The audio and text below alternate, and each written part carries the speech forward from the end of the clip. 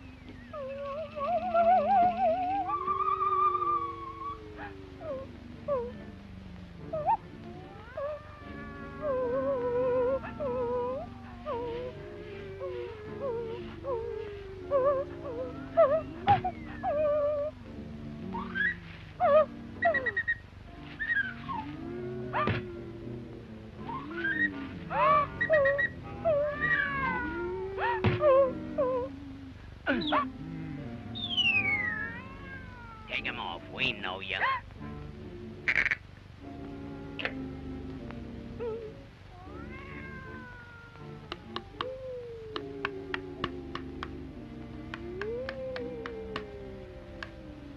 There's a man of mystery that's roaming through the land. Ooh. Far and near you hear of him, he's found on every hand.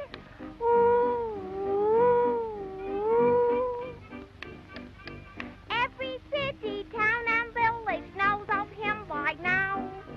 There's a way to recognize him, let me tell you how. If you're past that midnight dark by a graveyard road, and someone whistles, that's mysterious Mouse. Or on a dark and stormy night, while the tempest blows, if someone whistles, that's mysterious Mouse. He sees all, he knows all, he gets in everywhere. Some night he might wait for you up on the stairs, so when you're going down the cellar, walk upon your toes. And if someone whistles, that's mysterious Mouse.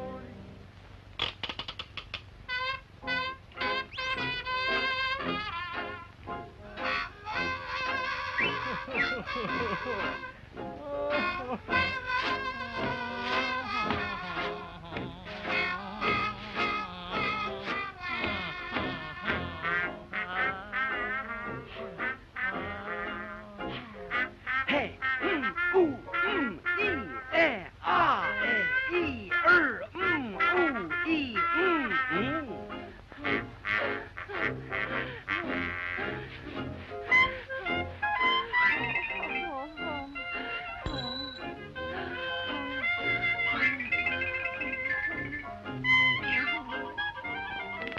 Come here.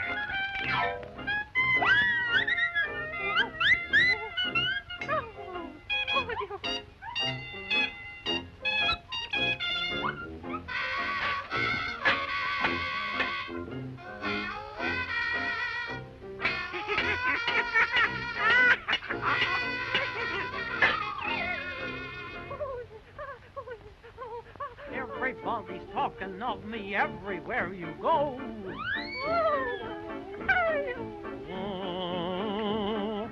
Who I am or what I am, nobody seems to know.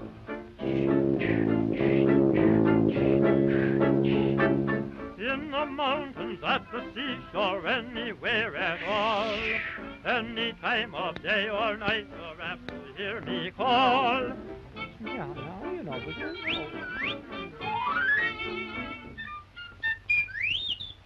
That's mysterious, Mose.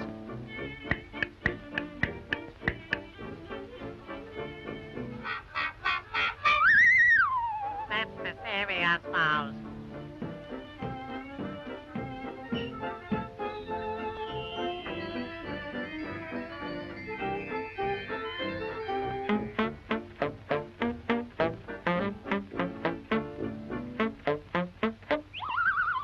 That's mysterious, Mose.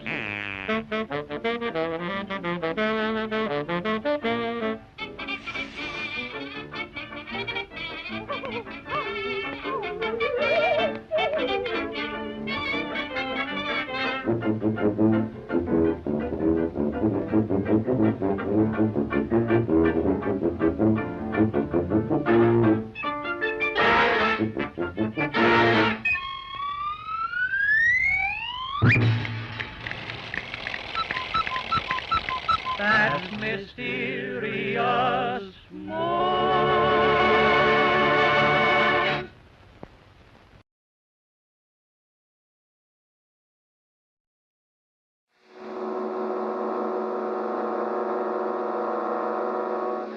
Rex, do you believe in evil? As an idea. Do you believe in the power of darkness? As a superstition. Now there you are wrong. The power of darkness is more than just a superstition. It is a living force which can be tapped at any given moment of the night. Why, on one night of 1 year,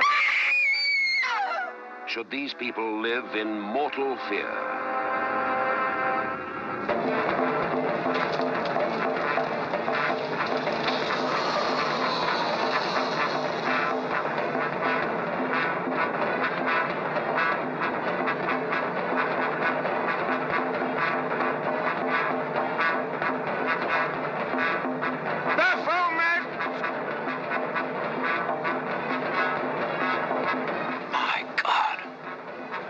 Of Mendes, the devil himself.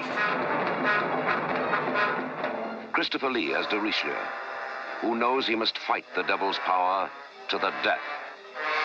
My God. Don't look at the eyes, Rex! Eyes, once filled with love, are consumed with fear. For Tanith is now promised to the devil.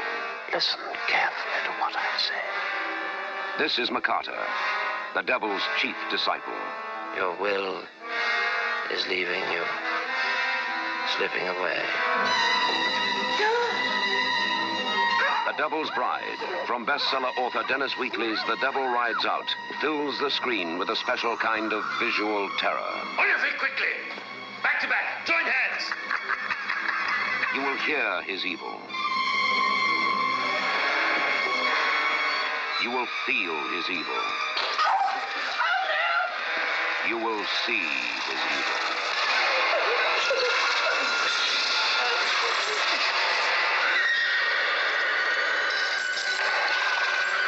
If we once catch sight of his face,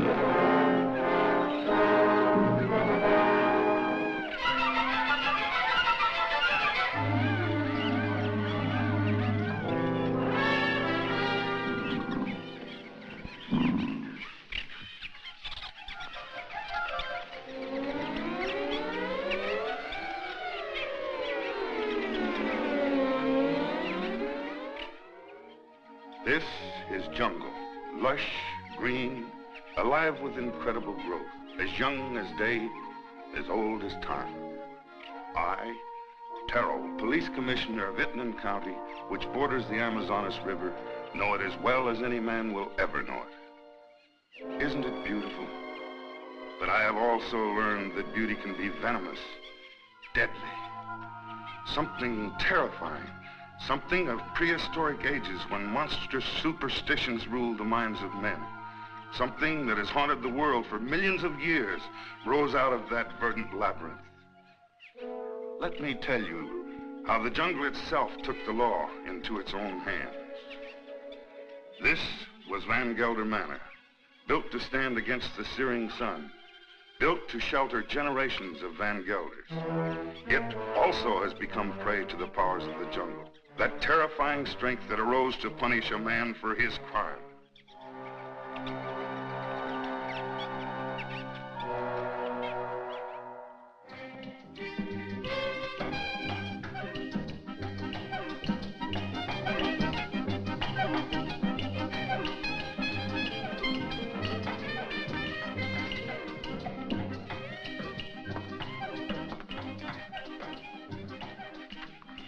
Hello, Barney. Good afternoon, Mrs. Van Gelder. It's been an unpleasant day. Your husband pays me to run his plantation, not to be killed by the heat. It's part of the job. Rubber's going up in price every day. I can't get enough workmen. When I do, they run away to go into business for themselves. Oh, when they had slaves. Aren't we all slaves? Sure. Not me. I'm free. You call this freedom? With bars in front of the windows? No, thank you, Lorena. This is no place for a beautiful woman. A woman like you ought to travel, wear pretty clothes, have some fun. Life runs away too fast if you don't hold on to it with both hands. My life is here with my husband. After all, he did offer to share his name and his home with me. You're confusing gratitude with love, Mrs. Van Gelder. There are other things much more important. A woman wants to be loved.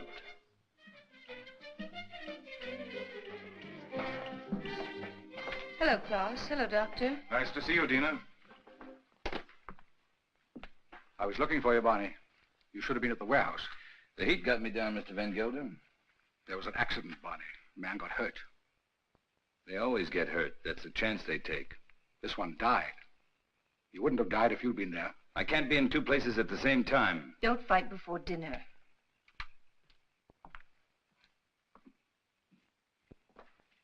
Pardon me, Dina. White people shouldn't live too long in the jungle. Brings out their bad side, their jealousies, impatience. Klaus isn't well. I told you, it's his low blood pressure. You can hardly hear his heartbeats. I haven't had a chance for quite a while to get that close to his heart. Dina, it's his complaint that you neglect him. You don't understand him. Does he try to understand me? He's only too happy being left alone. He likes to read his books without me around to bother him. If you were married, you'd act differently, wouldn't you, Viet? I was married once. Long ago. You wouldn't know either, would you, Barney? Come again? I was just talking about marriage. What do you think about marriage? Marriage is a contract. A civil contract, isn't it? You mean it has nothing to do with love? It's a relation either of sympathy or of conquest. But every couple isn't a pair. You must have read that someplace. Sure. Everybody knows I can't think of anything clever. I, too, am not clever, Barney. But I know where to find wisdom.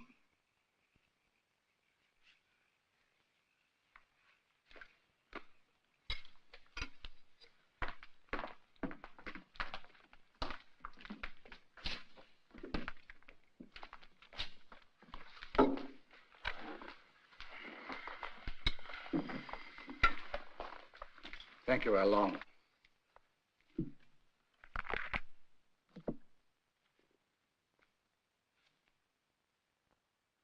The heart is deceitful above all things and desperately wicked. Who can know it? I, the Lord, search the heart. I try the reins, even to give every man according to his ways and according to the fruit of his doings.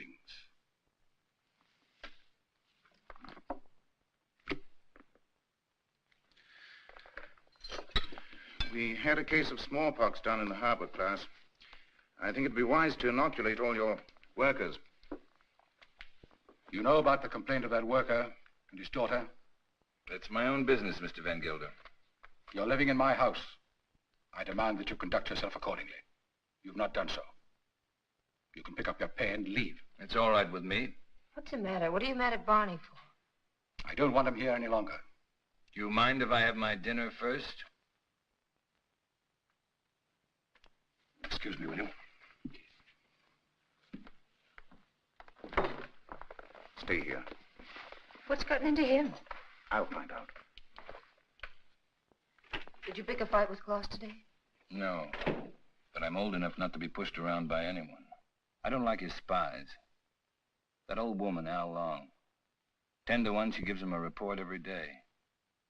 I want to be treated right, that's all. Just because he has money doesn't mean he owns me.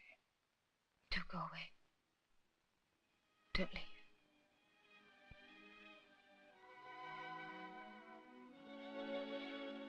That's all I need to know.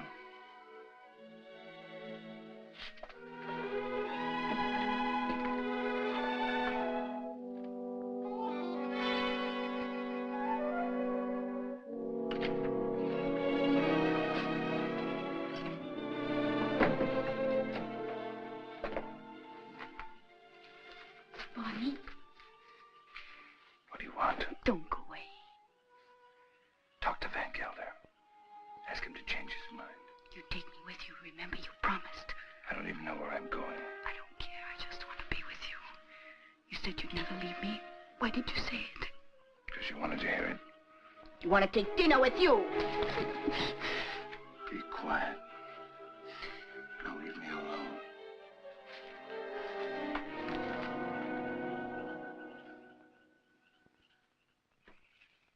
You shouldn't excite yourself. What do you want me to do? Smile? Keep my eyes shut? You do love her, don't you? Without her, I have nothing. You got rid of Barney Chavez, that was right. But still, I'd take her away from here. It's the climate. A woman buried in a place like this, you must understand if she gets a little mixed up. You too like her, don't you? Of course.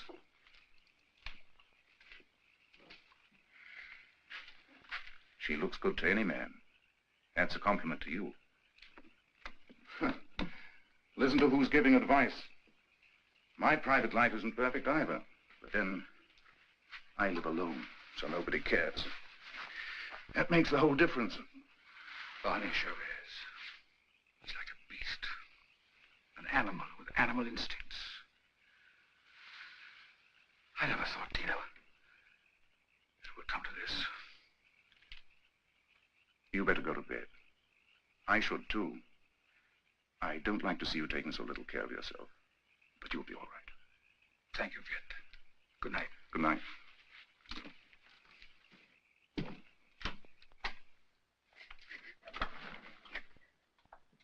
Marina.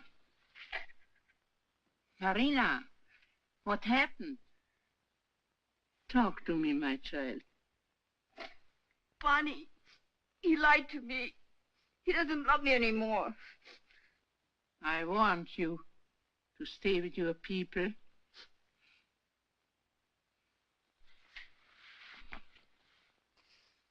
But he will never hurt you again. Never.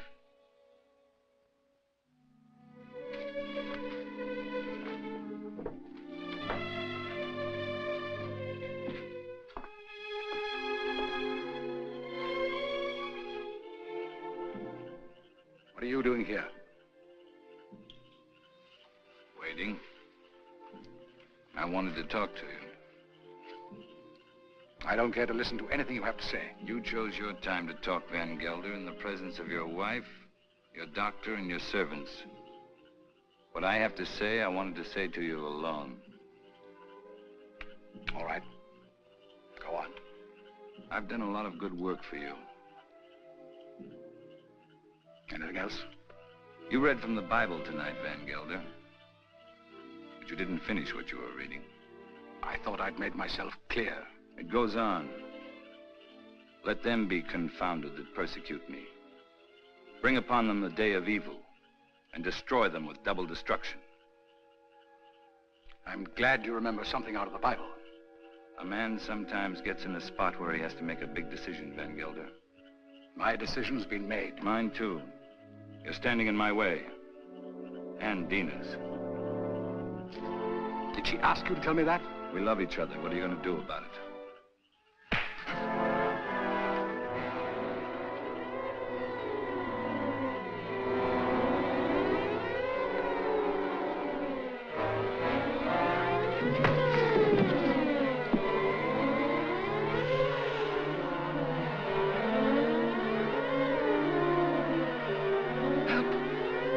Bonnie! Help!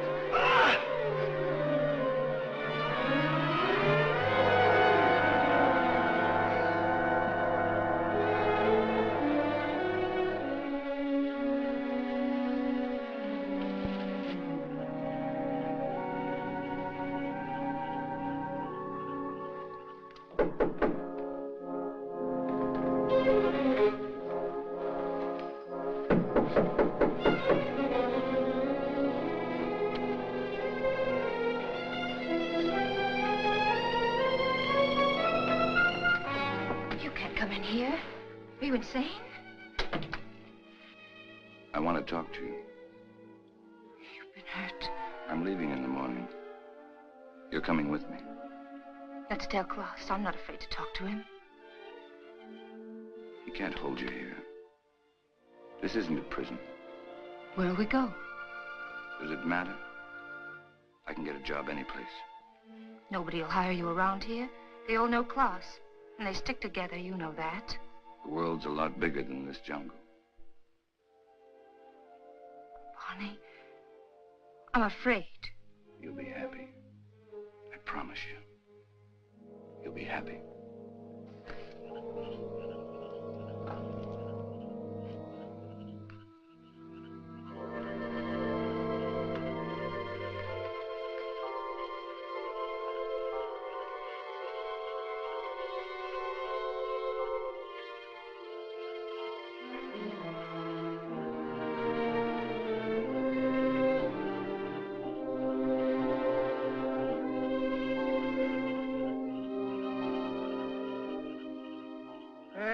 Shall be the murderer these eyes have seen.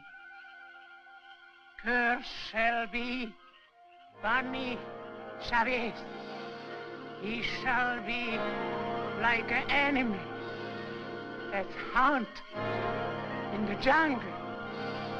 Jungle shall haunt him to his death.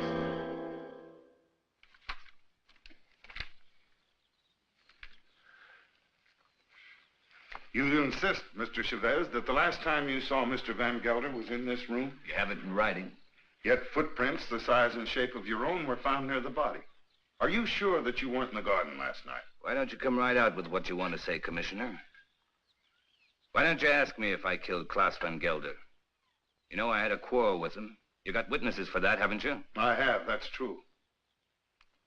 But the evidence I have is not strong enough to bring charges against you. What is your opinion, Dr. Viet?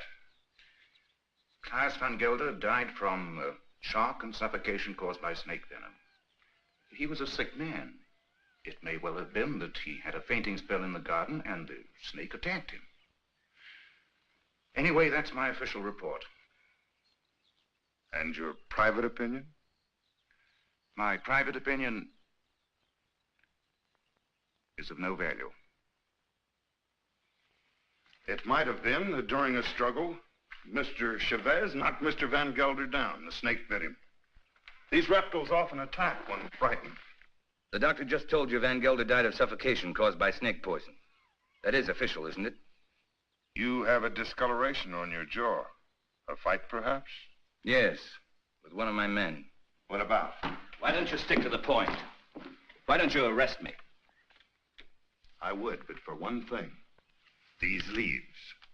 They come from a plant called the Pays de Guin, the plant of evil. Do you know about such a plant? No. These leaves worry me. They're used to put an evil spell on people.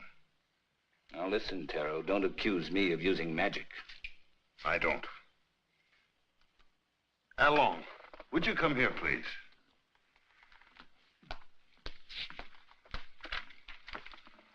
I want you to answer me truthfully. What do you know about Mr. Van Gelder's death?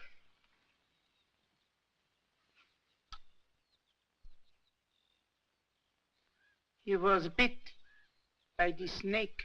He was? How do you know? I saw it. You did? Then did you also see Mr. Chavez? No. He was in Mrs. Van Gelder's room all the time. Is this true, Mrs. Van Gelder? Yes. He came to say goodbye.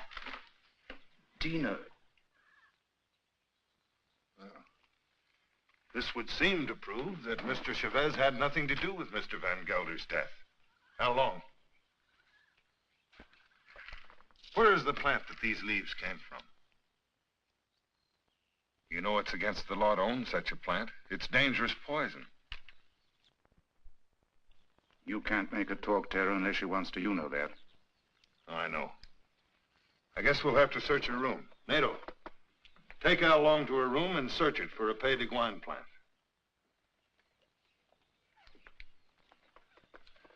As you say, there's no use asking her questions. I sometimes feel as though I don't even speak my own people's language. Since I became an official, I seem to be standing outside their code of law.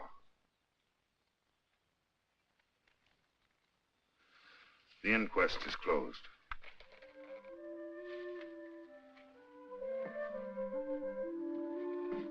It's here, in the chest.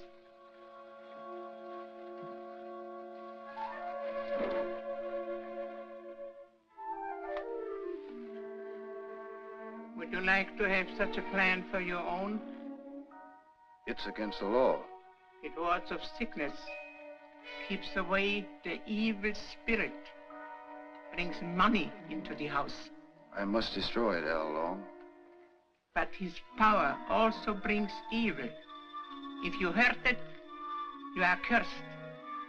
Your wife will fall sick. Your children die. I bring such a plan to your house tonight. No, I don't want it. I don't believe in black magic. Don't tell anybody I have such a plan. No, I won't. But you keep away from my house. I don't want witches near my children.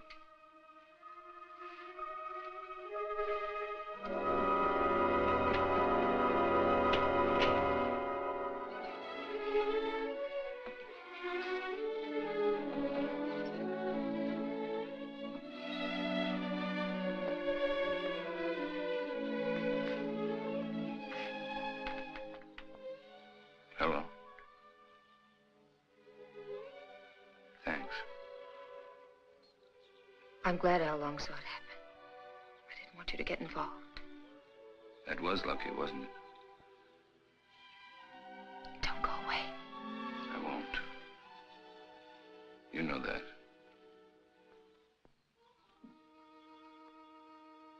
Oh, Pays de Guin, cloud his mind, changed Banish Chavez into an animal.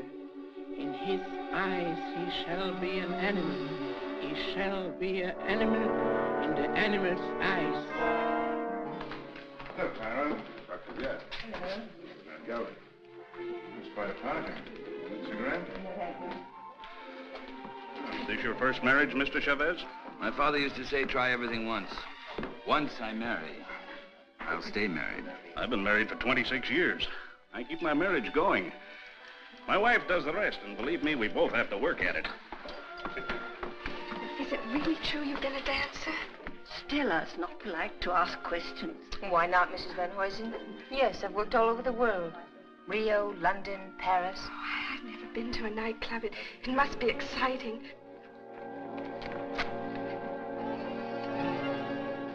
For the master. May I drink? May I drink to you, neighbor? We're only 40 miles apart. That's practically door to door in this part of the world. Well, I see you're getting service in your house. Here's to good service.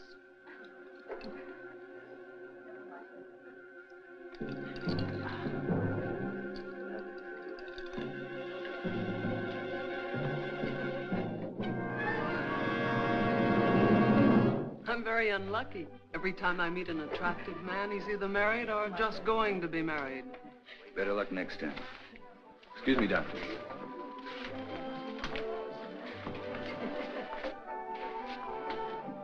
From now on, it'll just be you and me. Nothing else matters. Nothing. Promise? Yes, I do. I've come a long way to find you. What's all that about? Mr. Chavez, the papers are prepared. All you have to do is sign them and pay for the government stamp. Every step in life starts with paying money. No, you sign first. I'm afraid you might change your mind. How shall I sign? My maiden name? Your legal name, Van Gelder.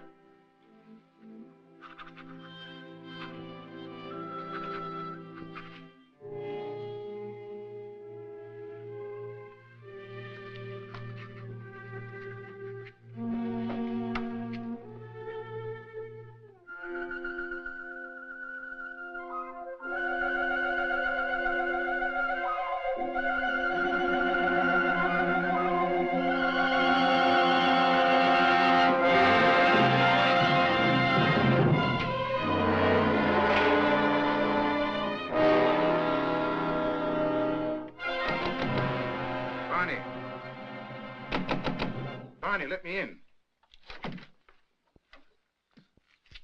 What happened? Close the door.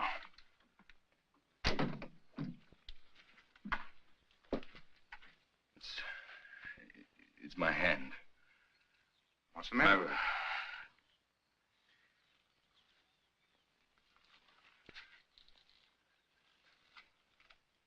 Let me see. I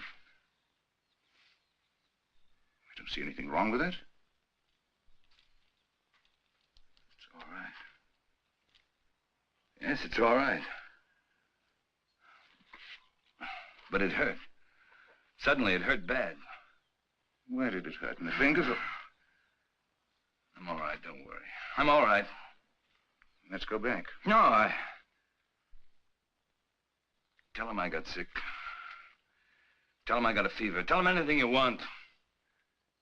You better lie down. I'll send Dina in. No, I don't want to see anyone. You're sure you don't want to see him? No. Now, leave me alone, will you? All right.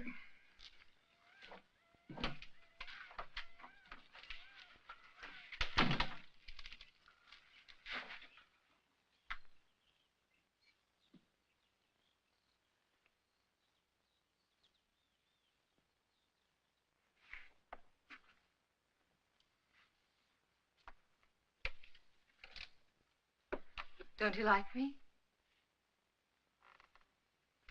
Of course I like you. Pour me a glass. Sure. Something's bothering you. You sorry you married me? No. Why should I be? I never thought I'd have such a beautiful wife. You've changed so much. Oh, no, I haven't.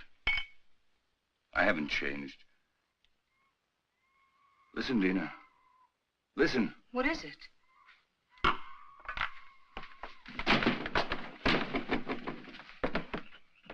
The jungle. Close the door. I don't want to hear it. Sounds like music. You hear that? You hear that high sound? It's a bird with long red feathers. It flies without making a noise. But its voice gives it away. I know it. It's a vicuna bird. I even hear the snakes. I have to leave. Barney, you've got a fever. No, I haven't. But I have to leave. Well, you can't go in the jungle at this time of night. You hear them? Dina. Go to bed, Dina. I'll be back soon. If you love me, don't go. I'll be back. Barney, you can't leave me. Barney!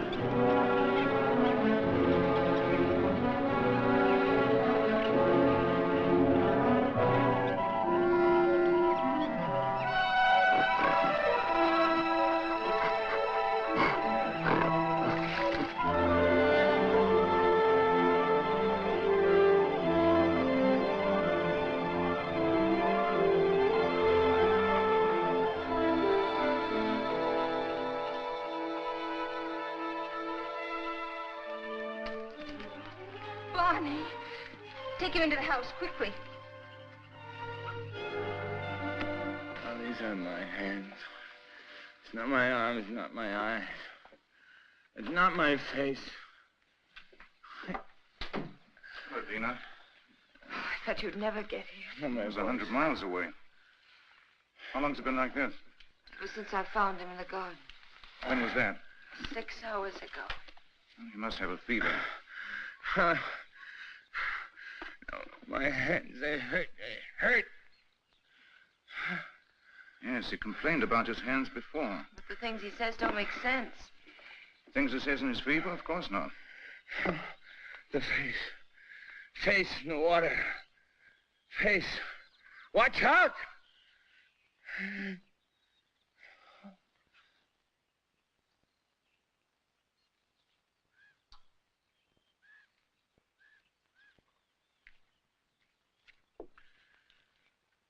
That's all we can do for him now. He'll sleep now. Give him quinine when he wakes up. Happy? Very. Barney loves me. That's the difference between my 2 marriages. And I love him. Klaas was my friend. What do you want me to say? I've already told you I'm unhappy, but that he had to die such a horrible death. At such a convenient time. Yes, at such a convenient time. Klaas died of shock and suffocation. Or would you like to change your diagnosis? I know the cause of Klaas's death, but not the motive. An accident. How long saw it happen? She may have been lying. It was an accident. It must have been, since Barney was in your room at the time. And you wish that wasn't the truth? Yes. A woman always knows a man's feelings about her. It's no use, Viet. Barney's my husband, for better or for worse. Dina... Barney's going to be all right. I'll stop by in a few days. You know where to find me if you need me. Thank you, Viet. Good night. Good night.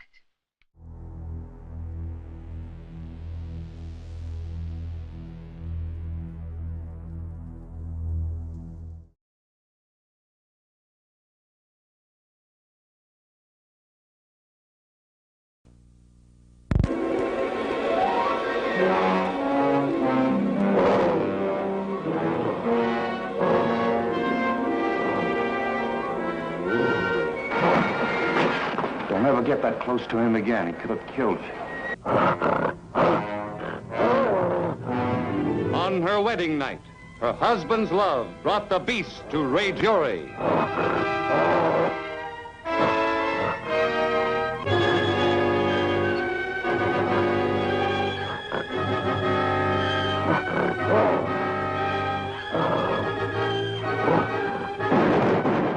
What memory in her subconscious mind, what weird recollection of another existence evoked frenzied nightmares that could only end in disaster.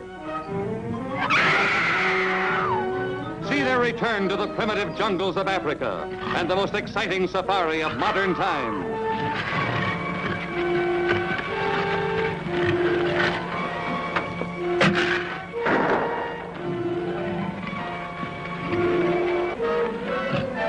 See for the first time the battle between a giant Bengal tiger and a flesh-tearing crocodile.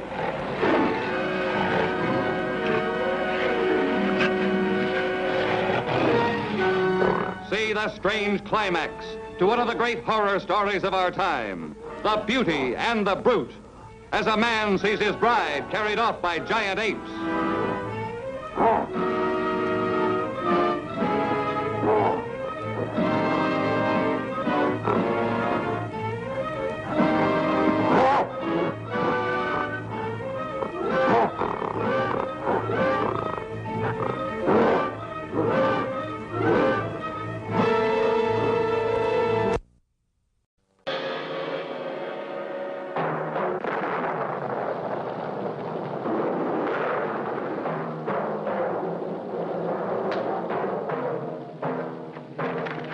Lobo, take the girl to my quarters.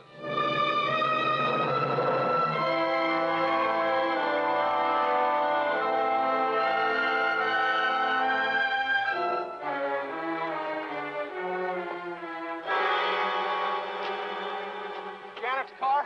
Yeah. There's not a trace of it.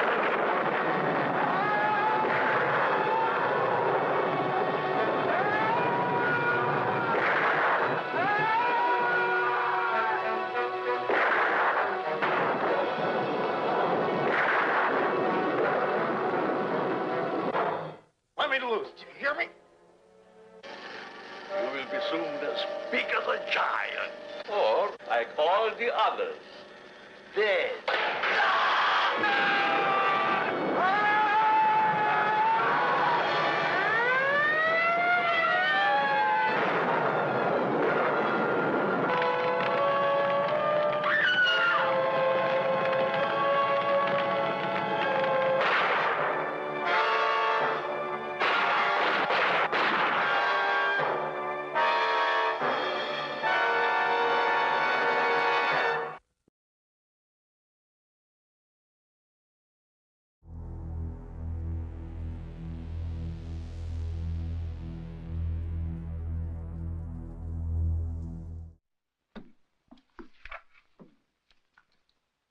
Hello, Tara. Hello, Doctor. Come in.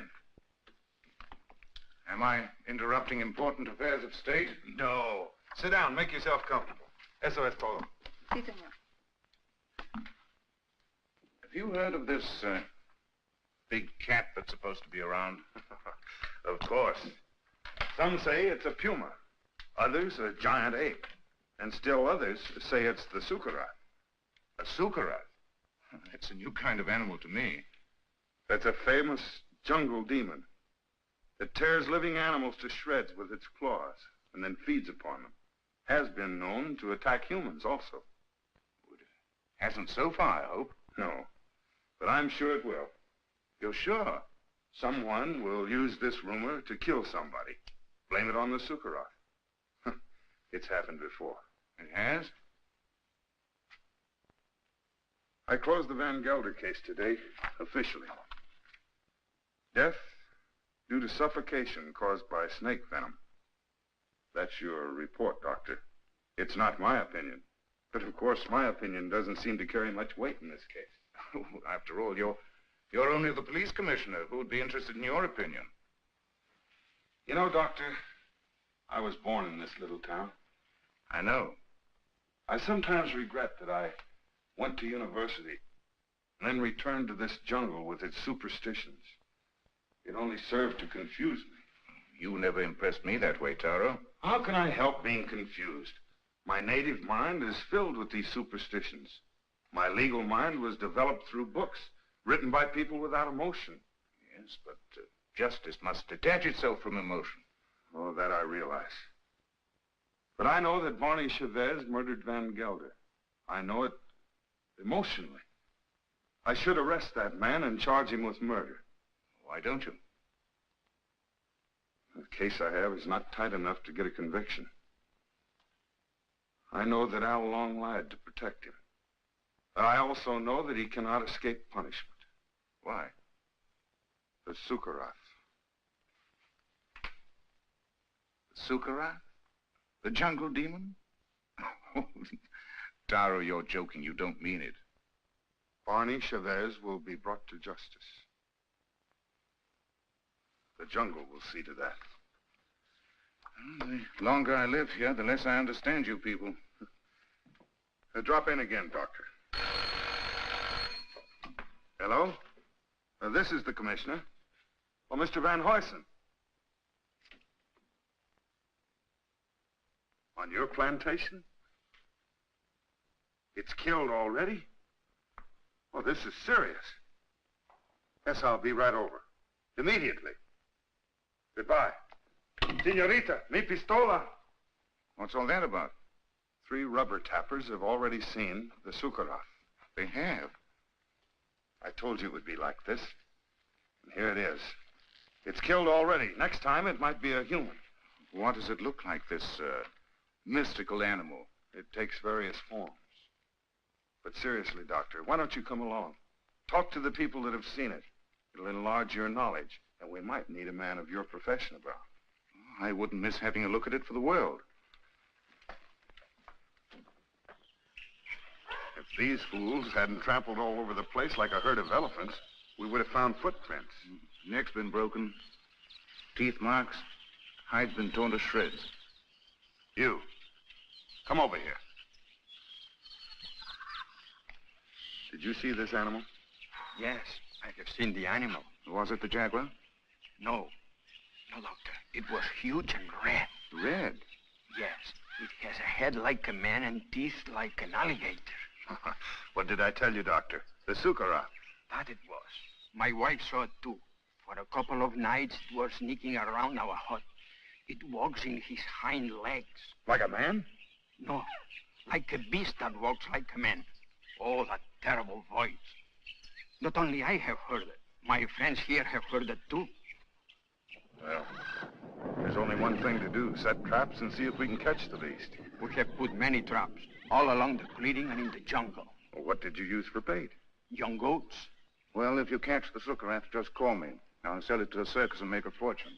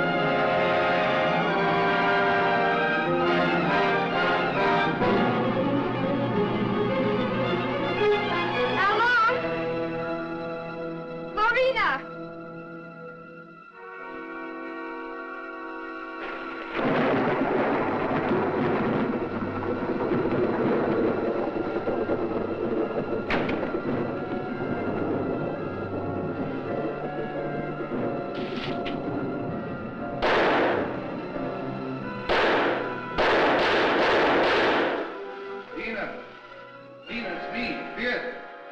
Don't shoot. I'm so glad you came. I was scared. Of what?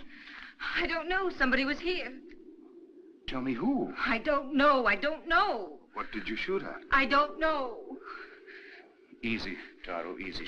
Her nerves are on edge. Where's Mr. Chavez? Out in the jungle. I haven't seen him since last night. In the jungle? Yes. It doesn't make sense. What's he doing in the jungle? Hunting. Hunting? He didn't take his gun along. He doesn't need one. We came to warn him that the rubber tappers have set traps in the jungle. What for? There's a strange animal about. It's killed many cattle already.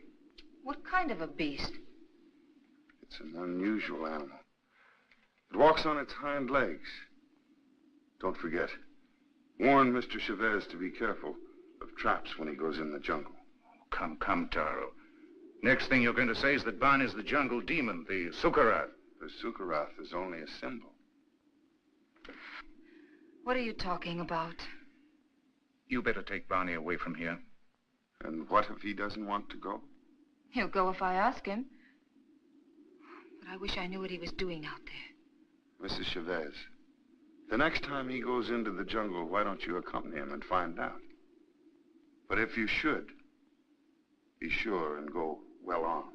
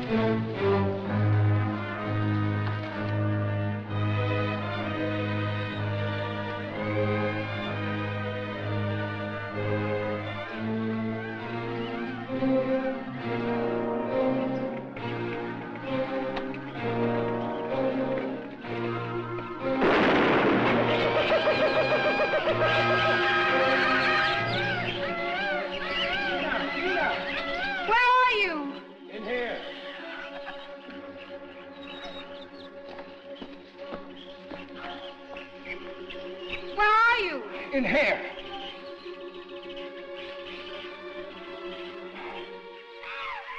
I can't get out. Your leg. I can't get out. Give me that gun. Just don't stand there. Give me the gun.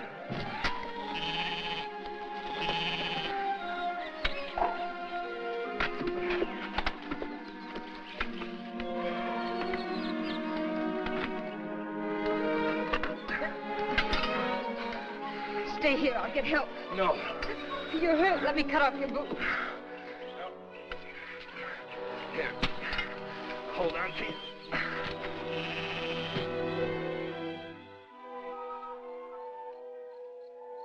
How long? Did you want to help me out at the inquest, or... Where's Lorena? I haven't seen her. You mustn't get up. I'm all right. That old woman really knows her stuff. Much better than your quack doctor. I think I better call my quack doctor just to make sure. No, I don't want you to talk to him. I don't want you to talk to anybody. I told you nobody should know. Why not? It's not your fault. Anybody could have stepped into that trap. No. Anyone but me would have known. What do you mean? I heard something. Something I never heard before. Something strange and beautiful. A voice calling me. I couldn't resist going out there. I couldn't resist getting closer and closer. The next thing I knew, I was in a trap. Oh, let's go away. I wanted to right after class. Right after. But I didn't dare. The people... I don't care what the people say or think about us. The past can't hurt us once we're out of here. Let's leave right away. Tomorrow. Remember I told you once a woman like you ought to travel? Let's go to Paris. Now, I've never been there. I'll buy you clothes in Paris, and then we'll go to London. And I'll buy you clothes in London. Bonnie, I love you. Please don't let anything happen to us.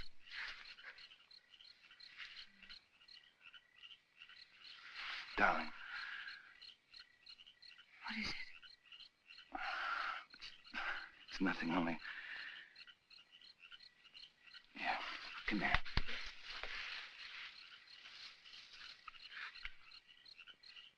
All my life I've had to fight. As long as I could remember. I knew I'd get hurt if I ever stopped fighting.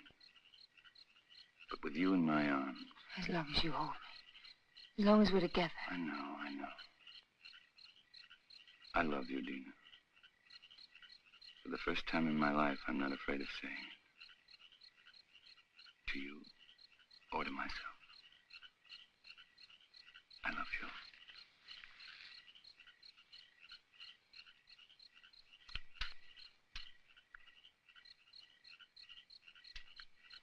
I'll never forget.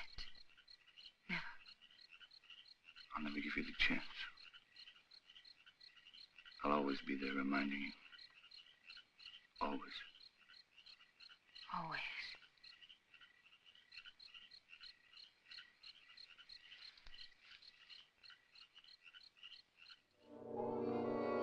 Barney Chavez. He is an animal in his eyes. Sorry to see you leave, Barney. I haven't left yet, Doctor. I'm still around. Where are you going to live? I hear Dina's mad about Rio. We haven't made up our minds. Don't question him, Doctor, or he might reconsider selling the plantation. I don't think so. The papers are already drawn. Taro will be here any moment to notarize them. You can rely on Taro. He's around when you need him, or when he thinks An intuitive sense. It's quite uncanny. There he is. Talk about him and he pops up. It never fails. How can you stand the jungle this long, Doctor? I can't. But I signed a government contract for 5 years. It'll be over soon. See, let me have a look at you. What's the matter? Your eyes, pupils, they worry me. Nothing wrong with me. How are you, Commissioner? Oh, as well as can be expected. I'll be glad when the rains come, though. Well, I have the papers all drawn up. All they lack is your signature. I hope these are the final papers I must sign. We do not sign the final papers. That's right. I sign them. I'm the coroner. Exactly. This is all, Madame. Those things in the chair are for you, Lorena. Thank you, Madame, but Along doesn't like me to wear this kind of clothes. Then throw them away. Come in. Hello, Doctor. Now I'm sure you're leaving. I didn't quite believe it before. You didn't? No, words often don't mean much, but when you see it, why... Well, you'll be seeing us in Rio. Didn't you tell me you were leaving the government service? Yes, in a few months. This is for you, Lorena. I think you'll find use for it someday. Isn't that the dress you wore when you married Klaus? Yes. That's why I want to get rid of it. Past is dead, Viet. Stone dead. And I don't want to be reminded of it. I'd like to speak to you alone for a few minutes. What's the matter with you? I'm sorry, Madame. That's all, Lorena.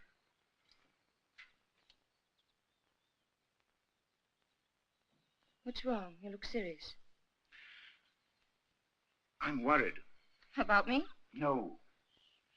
About Barney. He's not well. It's the fever. He'll be all right once we get out of here. Tell me, Dina, does he take drugs? Quinine, that's all. I watched him today. His eyes. What's the matter with his eyes? Dilation of the pupil. Certain drugs cause optical atrophy, sympathetic irritation, or weakness of the ocular nerve. I don't understand a word. He looks to me like a man who's been poisoned. Poison? I'm sure of it. I'd like to examine him, but... He'd never stand for that. I know. It's almost impossible to make a diagnosis without chemical analysis. But all the symptoms seem to point to the fact that... Wait here. I'll get him.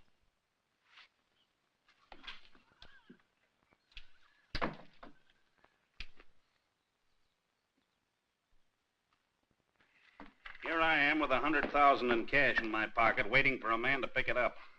Have you seen Barney? Have we seen Barney? We thought he was with you. No, the last time I saw him, he was talking to you. How long? Where's Mr. Chavez? He went away.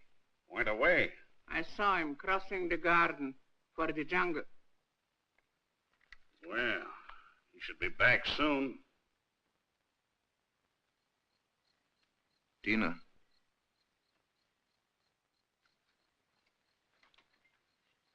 He won't be back tonight. Tell Van Huysen that there's no use waiting. But what's he doing in the jungle at nighttime? It's suicide. It's suicide for me, too, waiting for him. It's silly. I can't concentrate. 10 o'clock. I think we should send the servants out to find him. Something must have happened to him. It's no use. He won't be back until late. Then you tell Barney if he wants to sell his plantation to see me at my house. Tell him this is no way to behave, running away without an excuse. Mrs. Chavez can sign the papers. She's the legal owner. She could? My husband's the boss in this house. Well, I wish my wife could hear that. You tell Barney to show up tomorrow or our deal is off.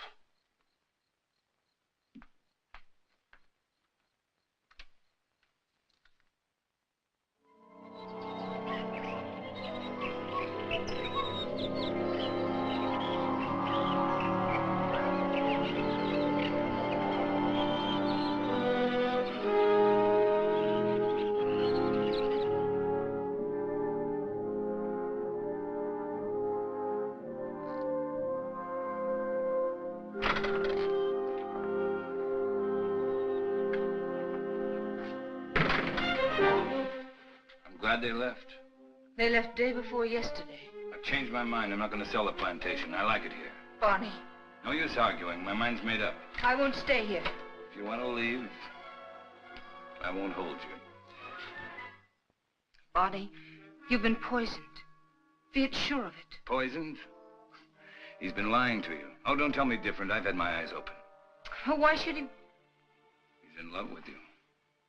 There's nothing between Viet and me, and you know it. Doesn't matter. I don't care. I'm not happy here. I'm happy out there in the jungle. Barney, please. Why shouldn't I tell you? Why shouldn't I? Out there in the jungle. Out there, everything's different. I seem changed. My hands, my eyes. I can see further than I've ever seen before. The smallest leaf on top of the highest tree. I can climb as if I had wings.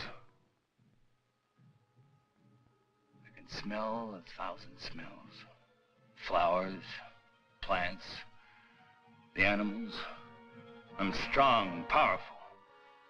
The jungle's my house. It belongs to me. Barney, listen to me, please. It's all in your mind. Barney, please, listen. I love you. I can hear voices.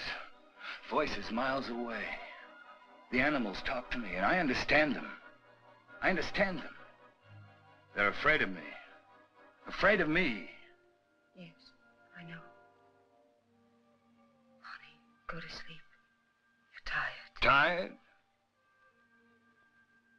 Tired? Yes, I'm tired. I'm tired, too. Very tired. Please, go to sleep. I will, till the night. When it's night, I'll show you the jungle. Then you'll know I'm telling the truth.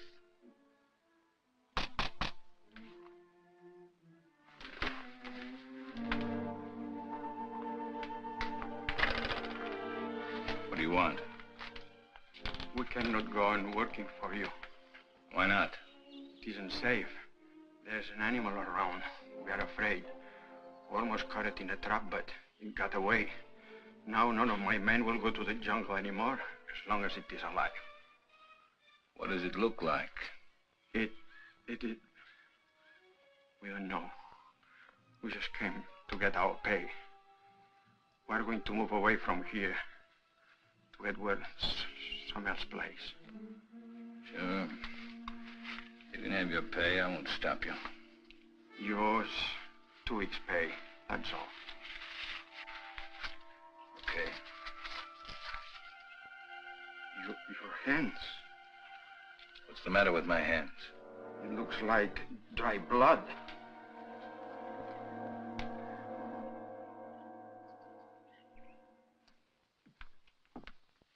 Drink it down. What is it? Take it. It'll calm you.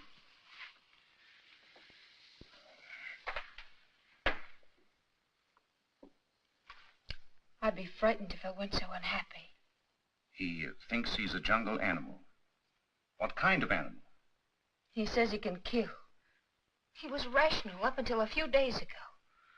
You must face the truth, Tina. There's no sense in running away from it. I can't quite make it out. He'd act that way if he'd been poisoned. These natives have many ways of driving a man out of his mind. There are drugs that cause hallucinations, schizophrenia, manic depression. But who would want to poison him? And why? You know why. I don't.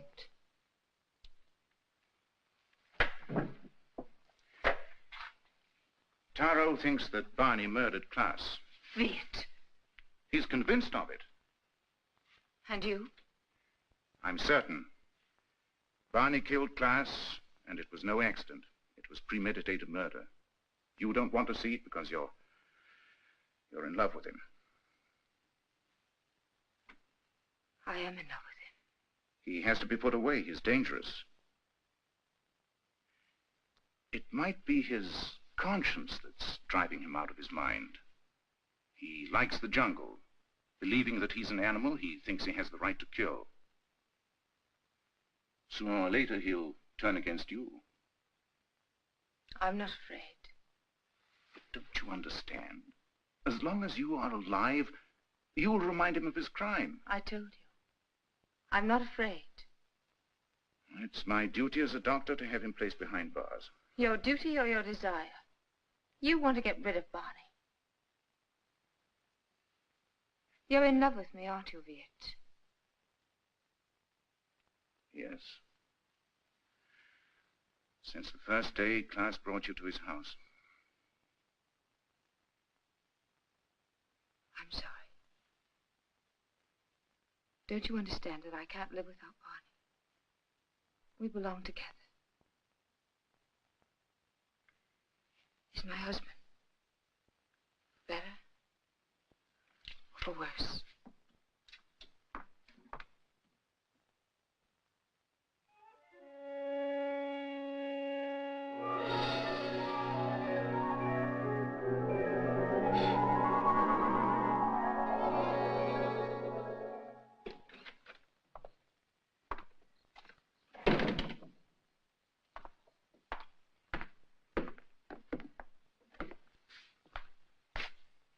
The servants have run away. They have? All the workers have quit. Everyone's gone. Why don't you leave? I can't. Sure you can. You're free. That's what Viet told me. That I can go wherever I want. That I'm free. He's right. I told him that I belonged to you. And only death can part us. Death can't touch me. I just started to live. You don't know the jungle. Now I do. And I hate it. I hate it more than any woman that would take you away from me. What else did your doctor tell you? He said you killed Klaas. Did he? Tara thinks so, too. I don't care. They won't find me. I will. I'm going with you. You wouldn't like it out there. You haven't got the eyes to see or the ears to hear. It wouldn't protect you. You hate it. That's why it hates you. Don't go. Let's stay here. Don't go tonight. We'll go tomorrow together. Remember the night you said you loved me? You said you'd always love me, always. You said you'd always remind me that you loved me.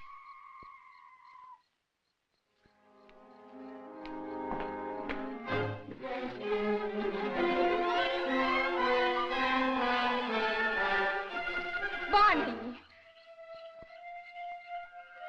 How do you like my jungle? Oh, let's go back, Barney, please. I'll never go back.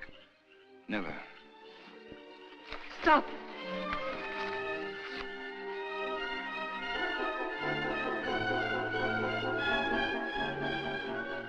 Go on.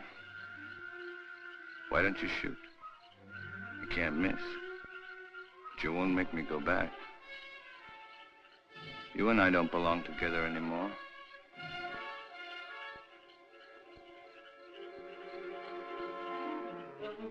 Goodbye, Dina. Barney!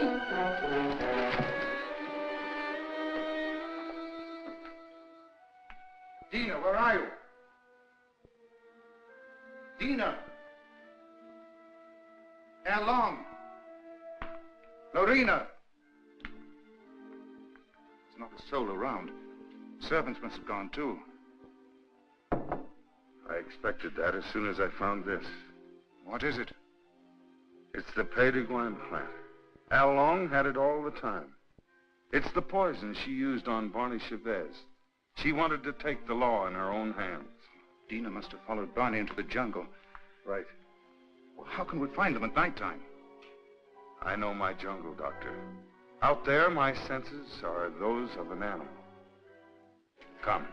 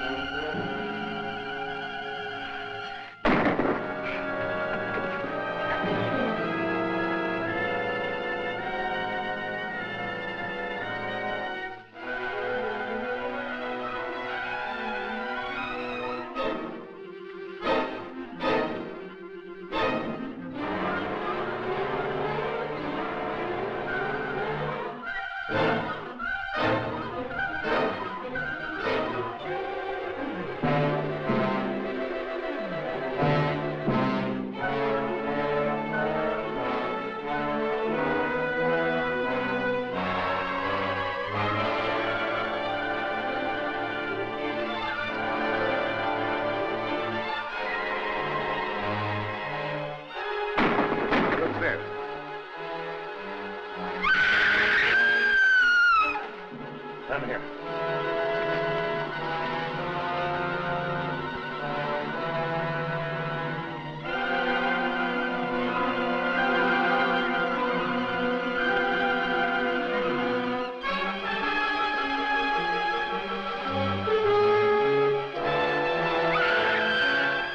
Over there.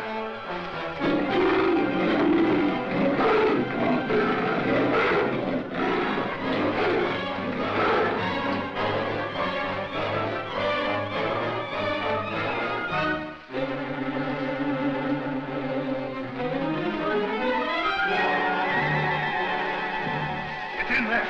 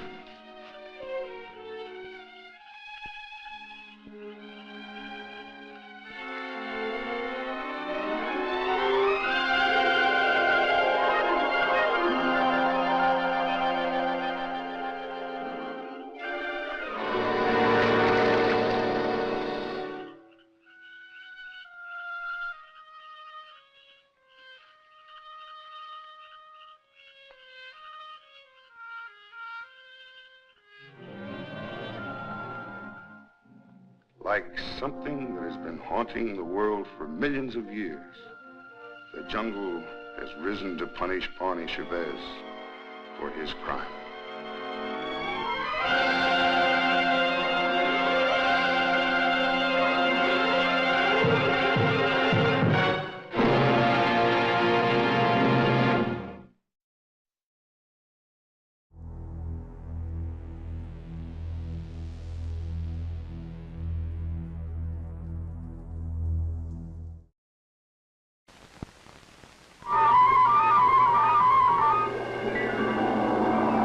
Colonel, the message is, Mars needs women.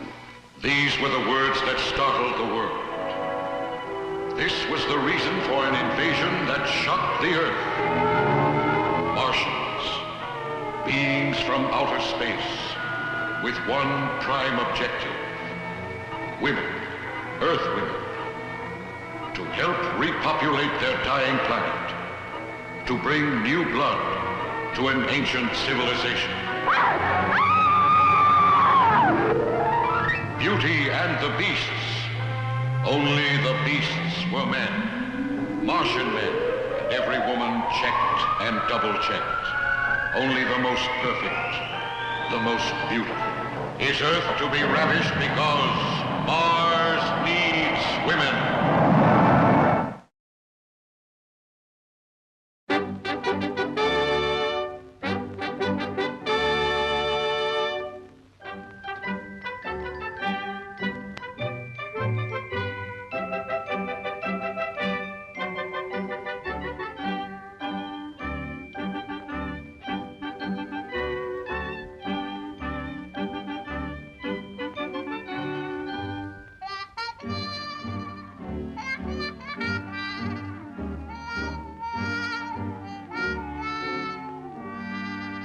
Made of pen and ink, she can win you with a wing. Ain't she cute? Sweet Betty.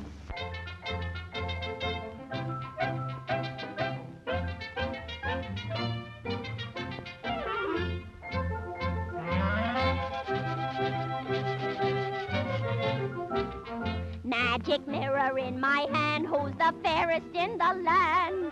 You're the fairest in the land. You're the fairest in the land.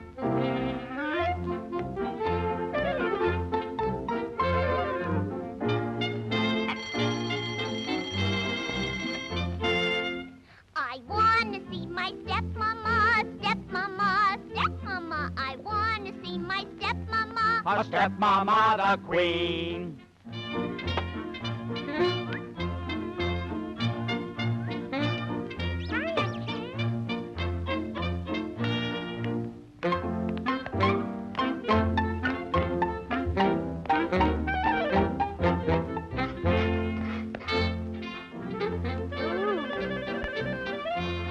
I've heard about your looking glass, looking glass, looking glass. I've heard about your looking glass. What it says is so.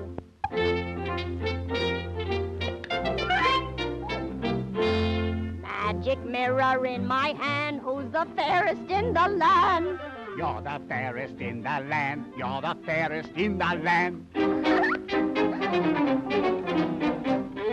Off with her head. Okay, Queenie.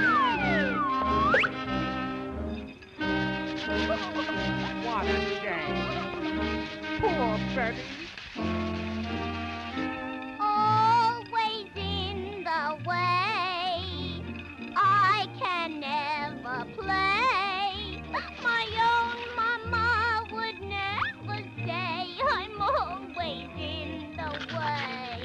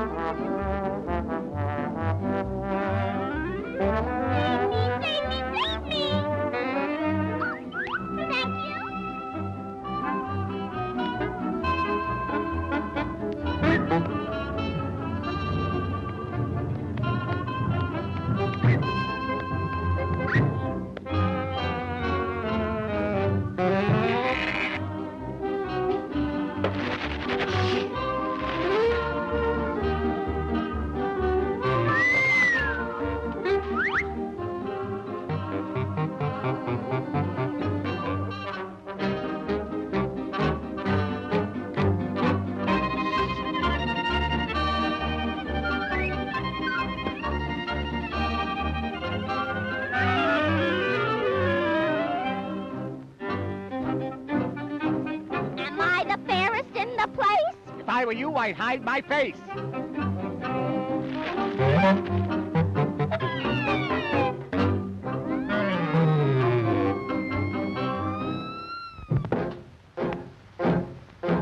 Folks, I'm going down to St. James Infirmary.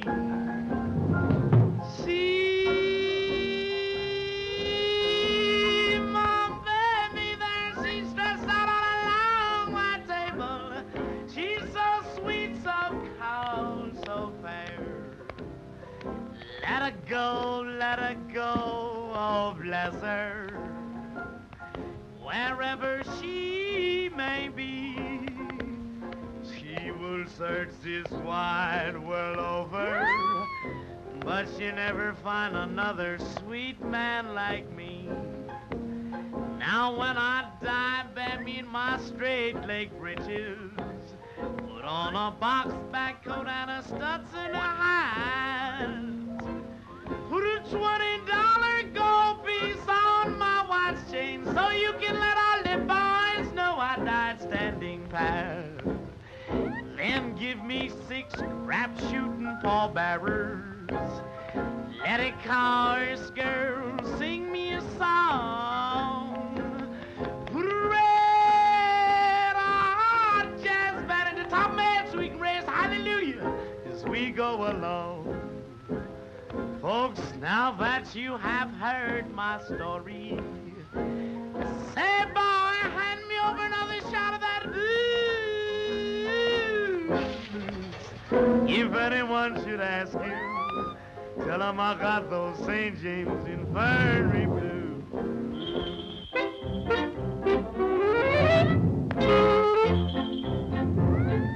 Magic mirror in my hand now. Who's the fairest in the land? You're the fairest in the land.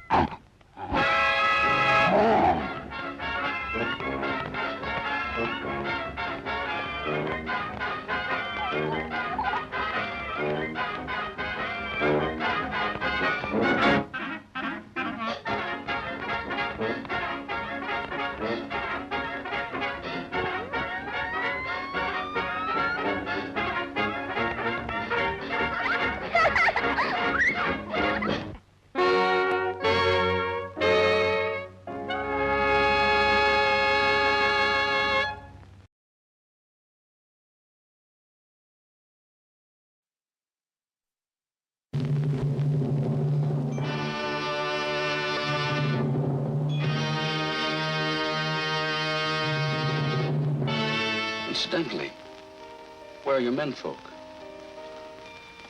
You're the first man I've ever seen.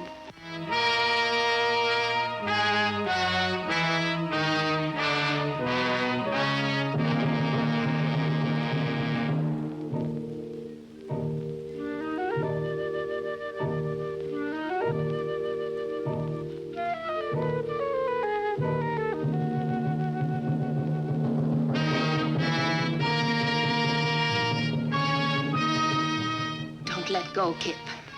Ellen, what's the matter? Danger, Kip. They want to kill you. They'll take the spaceship and they'll make me go with them. Well, how? They can, Kip. They control me. You'll share man's greatest thrill as you rocket through space to the lost moon city of alluring, ferocious cat women. Theirs is the fevered fury of life without love, goading them to lure men into the den of bloodthirsty moon monsters, driving them to tempt men in the deadly cave of moon gold, flaming into a wild lust to conquer man and destroy the world.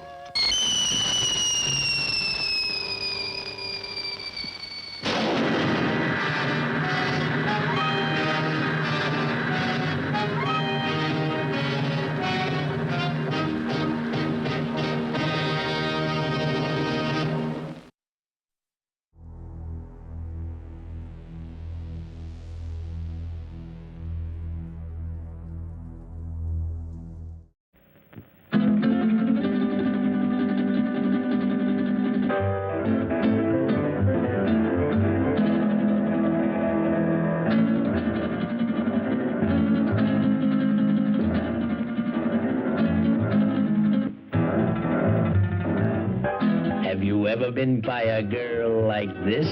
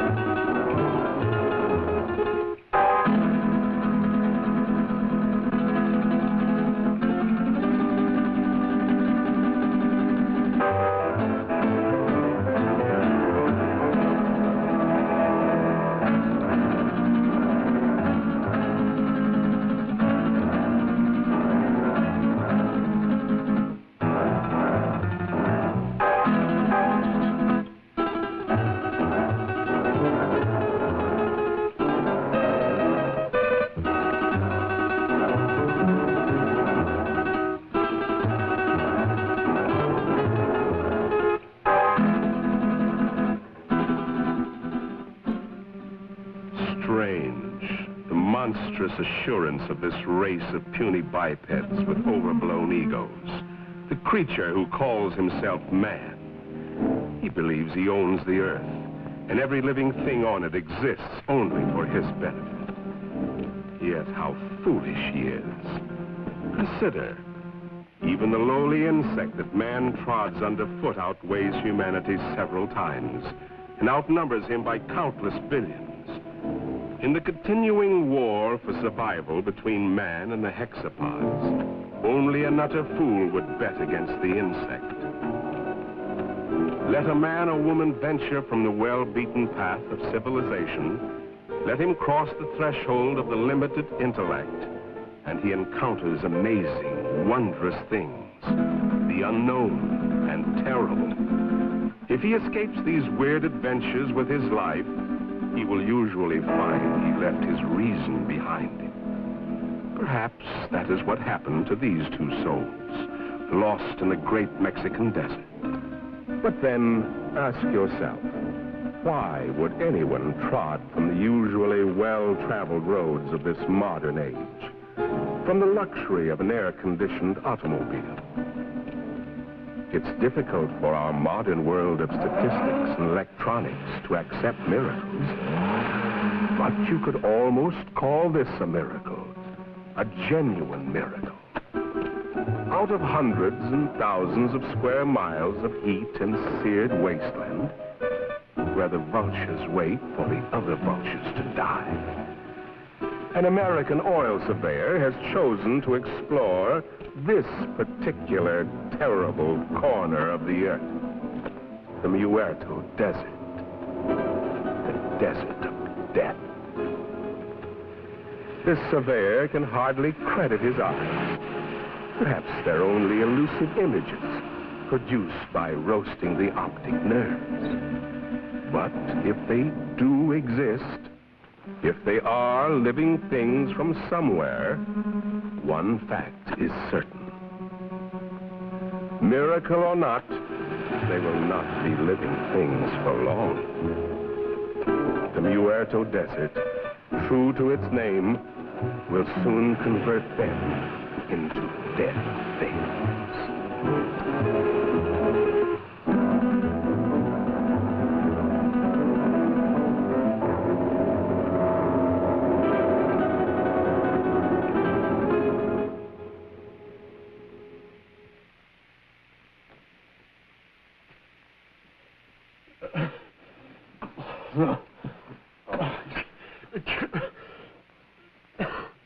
Maybe he's coming out of it then. I doubt it, Doc. Even if they got across that desert alive, the sun's bound to have cooked their brains. It's a miracle to me how Pepe and Frank found them. No, I better be getting back to work. Beats me how they got there, or what they were doing. That's the most godforsaken spot on Earth. Maybe they're from that missing plane we read about. That plane was headed for Mexico City. Have to be 100 degrees off to land in the Muerto Desert. 100 degrees or not, they had to come from somewhere. Where'd you say you picked them up, Pepe? On the road to Zarpa Mesa, Señor Médico.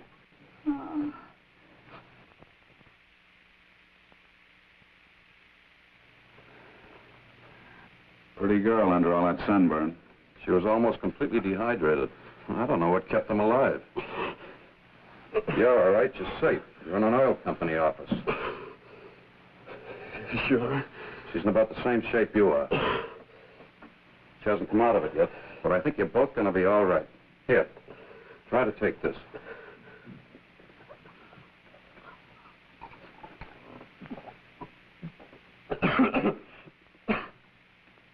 Who did you think you were, anyway, Superman? Nobody's ever been able to walk across that desert and come out alive. You try with a girl. You said this was an oil company. Can you load a truck with full drums and bring all the men you can spare? If we get there in time, maybe we can... And what? Burn them out before they scatter. That's the only thing that scares them, fire. But if we're too late, we're too late. Now, just a minute, young fella. Take it easy. You've been out in the sun too long. That sedative will quiet them down a little. I tell you, I don't know. You haven't seen them, but if you had, you'd realize it. Seen them? Now, look, you said Superman. Well, these are super monsters or bugs. As big as we are, they can kill you with one bite. What can? These things. If they scatter before we get there, we... Where do they come from? He's got an underground lab up on Zarpa Mesa. He does something to their glands. Who does? Dr. Aranya. Aranya? Ay, caramba. I told you the sun had cooked their brains. Pepe doesn't think so. And besides, nobody's ever been able to climb Zarpa Mesa. But you can reach it by plane. Let's listen to his story anyway. What do we got to lose? Well, it all started on the border a few days back. I pilot for Jan Van Croft, the big financier. Well, we had engine trouble. I made a forced landing in a field outside this little Mexican town. After we landed, I stayed with the ship to... Quite a story he's telling, isn't it, Pepe? You've heard from your people about Zarpa Mesa and the mysterious Dr. Aranya, even though your bosses haven't. So, why tell them? They would only laugh at you and say, poor Pepe, you're getting old. But you've heard for years about the grotesque and misshapen people, about the women, strange women who do not die. No, Grant Phillip doesn't know the whole story. You see, he came into it rather late. It actually began, almost a year ago. The night Dr. Leland Masterson, the world-famous specialist and researcher, found himself in the middle of the Muerto Desert, the desert of death. He came in answer to a rather mysterious summons from a man he admired, but knew only as a name signed to a series of brilliant scientific treatises, Aranya. Oh, we've arrived.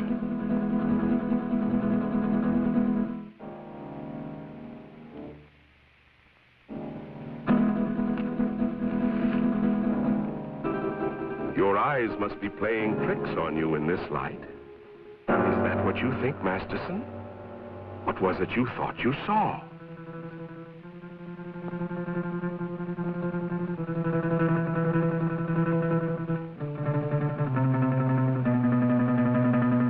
Apparently, they've come correctly. But to Masterson, it seems strange. A man with the genius of Aranya building his laboratory on an inaccessible mountaintop in the middle of an uninhabited desert. Why Zarpa Mesa? Why Zarpa Mesa, indeed? A natural question, Doctor, and one that was soon to be answered, though in a way so fantastic and horrible as to make a man of science doubt his senses.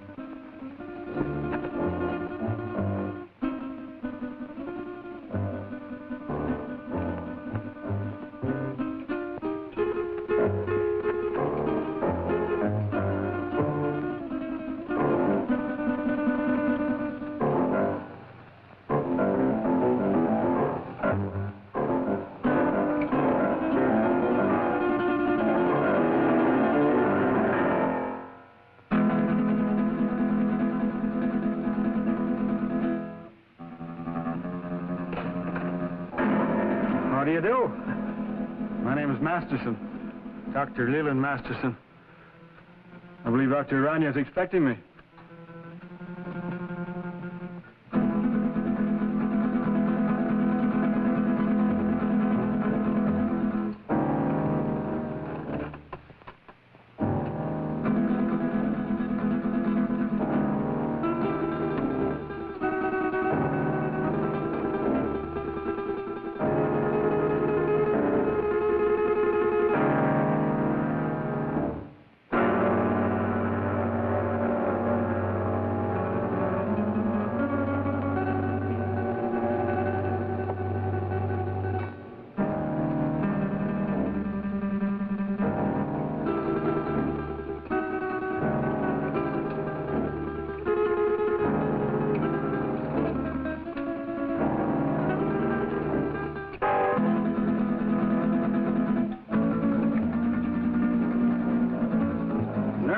Systems of insects.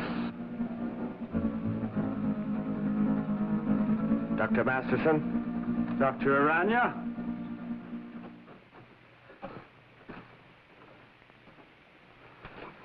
I trust your journey was pleasant. Well, moderately. I must confess, though, that I was a trifle uneasy when your driver headed into the Muerto Desert. But everything seems to have worked out. The sentimental human mind being what it is, this is the only sort of a place I could find to carry on my work. But I can understand your feelings. These papers on the anterior lobe of the pituitary and the effects of the specific hormones on other living things. Quite the most remarkable endocrine theories that I've ever read. Well, thank you, Doctor. Coming from the world's foremost organotherapist, a fine compliment. That's why I jumped at the chance to come here. Work with you. Examine your theories. Oh, let us understand one thing, Doctor. These are not theories. Not theories? I have successfully proved every point over and over again in my laboratory. Wait a minute. You want me to believe that you have produced these things by experimentation? And many more. Then my eyes weren't playing tricks. So you can see why such work as this must be completed inside a mountaintop amidst this desolation. Oh, I'm completing a most unusual experiment in my laboratory. Doctor, would you care to observe? Oh, certainly. Come along.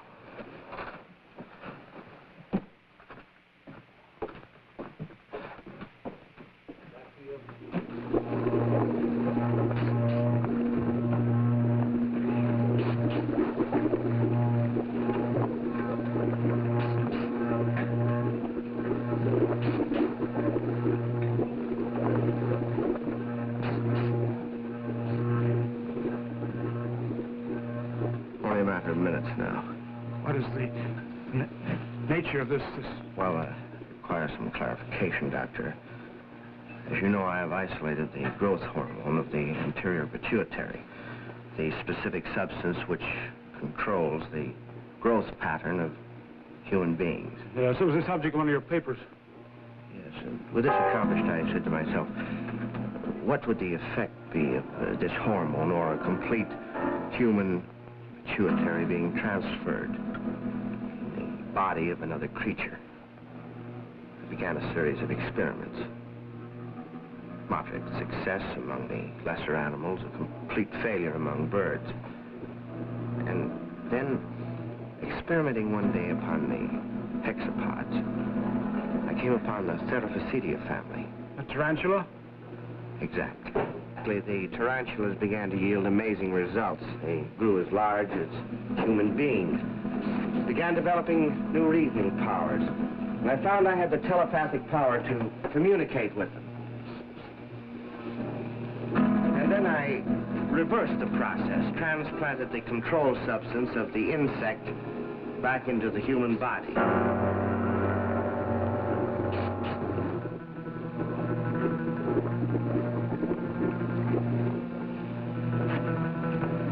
Doctor, observe this girl. I call her Tarantella. He has human beauty and intelligence, still possesses the capacities and instincts of the giant spider. How do you mean? She has the indestructibility of the insect. If her body became damaged, if she were to lose an arm or a leg, she could grow a new one. I expect Tarantella may survive for hundreds and hundreds of years. And what about males? Well, unfortunately, in the insect world, the male is a puny, unimportant thing. You saw a few of the examples. The dwarfs. I think we're beginning to get some results. What is it? If we are successful, I shall have a super female spider with a thinking and reasoning brain. A creature that someday may control the world, subject to my will.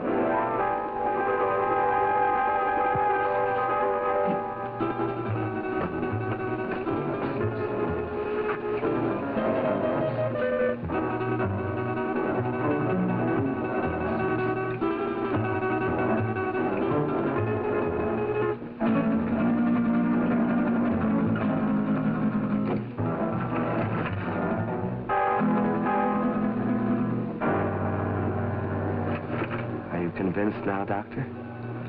I hope you appreciate this opportunity I'm giving you to become a colleague of mine. No. No. You can't do these things. You can't bring with the work of the Creator. Gibberish. You're evil. This place is like... You must be destroyed.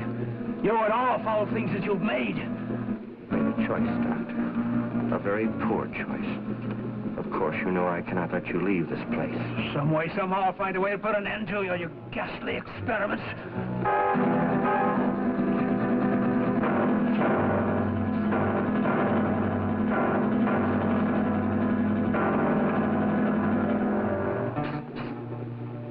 Regrettable. I was hoping for a colleague, but... Well, at least we have another experimental subject.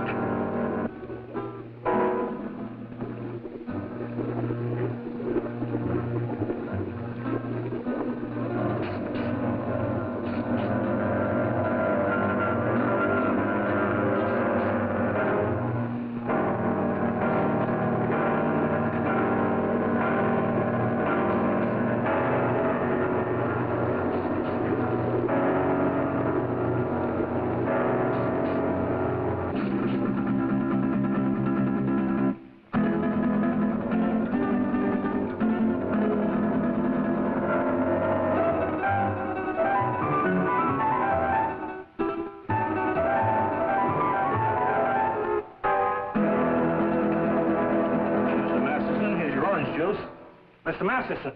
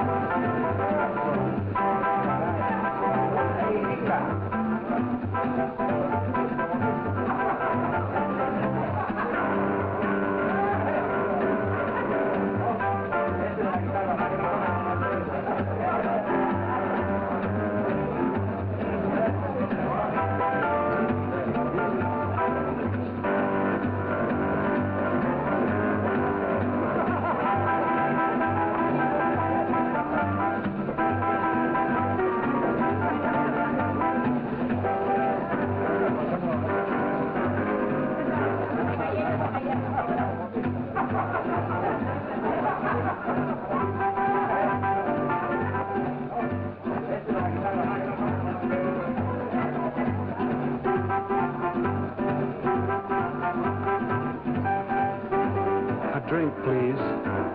Your very best.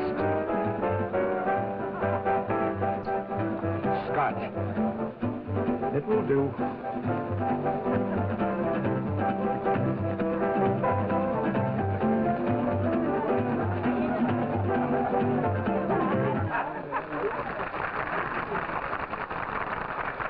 Thank you, sir. Thank you very much.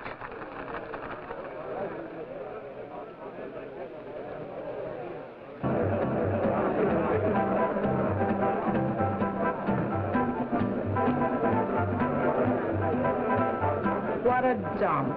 Well, it isn't exactly the Star Club, I'll admit, but...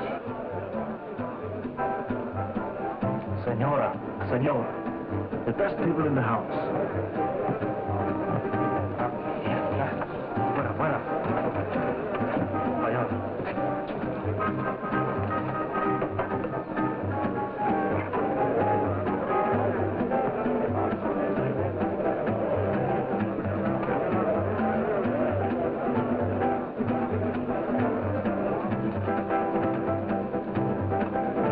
Something to drink. Anything tall and cool. Si, senor. We had to come down in this flea-bitten border town. And you would drag me to this dive, this unupholstered sewer. Oh, I find this place rather amusing. Your great Southwest has a certain flavor, no? No. I don't happen to be in the mood for a cook's tour of our great Southwest. If it wasn't for that forced landing, we'd be in Mexico getting married by now. But, my dear, you can't blame me for the motor trouble. Those things will happen to the best of planes. Well, it didn't have to happen on my wedding day. Now you're acting childish, and that's not you. After all, being able to adapt oneself to any situation is the mark of the true sophisticate. I'm sorry. And you're not angry with me? Of course not, Jan.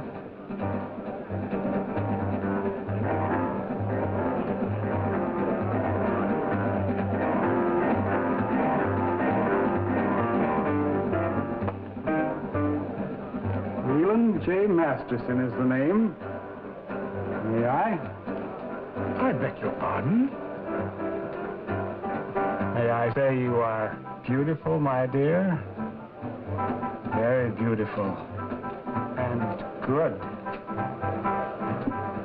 It's very kind of you.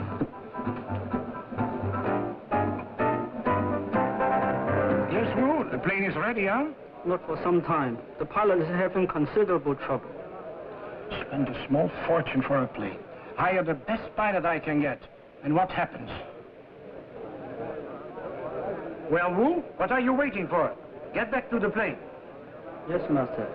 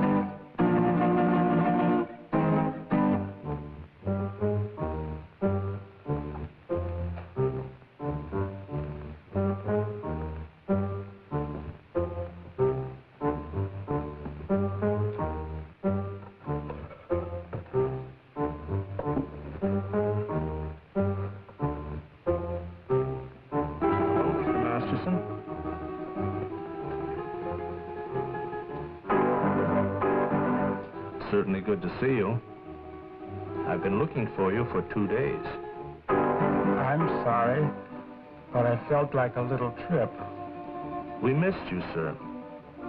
Dr. Harrison wishes to see you, you know. I know, George. But I don't want to see him. I don't get this. Who are you and what's this all about? I'm his nurse, miss. His nurse? Yes, you see, Mr. Masterson is... No, George. I wouldn't do that. See, I like this lady.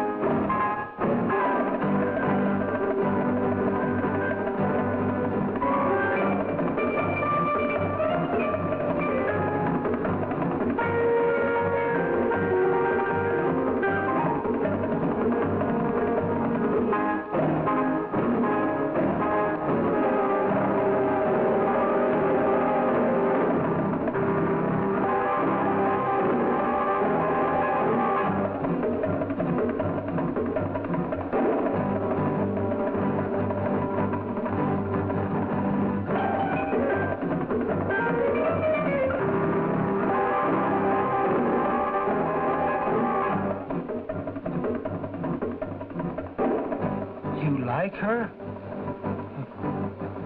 Very much. She's fascinating. As a dancer, of course. I don't like her.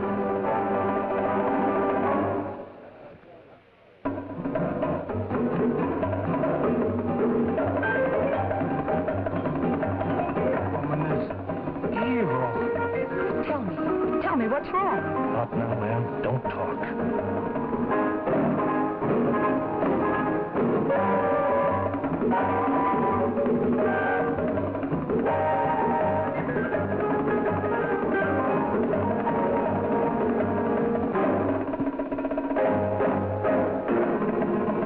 They threw her down, and her blood was sprinkled on the wall, and he trod her underfoot.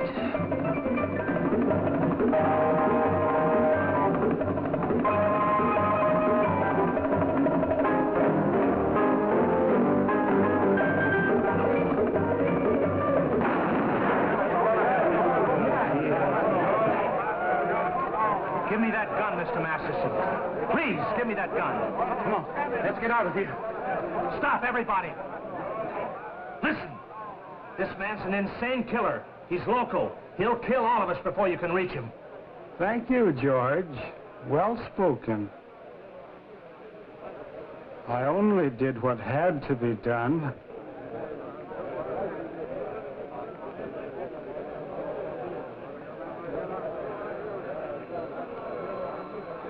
George! Don't take another step. This lady is my friend, and nobody shall hurt her. I will kill her first.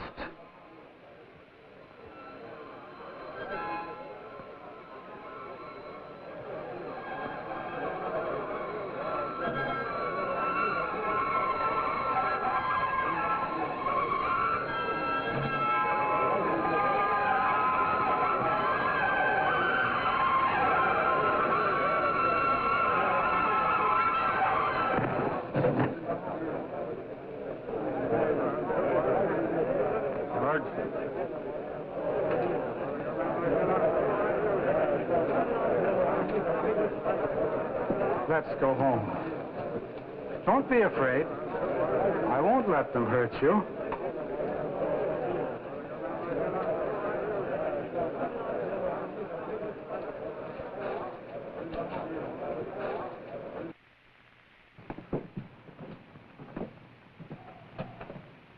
Oh, you brought the car, George. Excellent. You'll sit with me. But, Mr. Masterson, she's not going with us. Not going with us? You must, my dear. You're in danger. But we've got to get to the landing field. Landing field? Very well, I shall take you there. Let me talk to the sheriff. Doreen, dear, you sit up here in front. Miss Doreen is going to sit with me, aren't you? Yes. Yes, of course.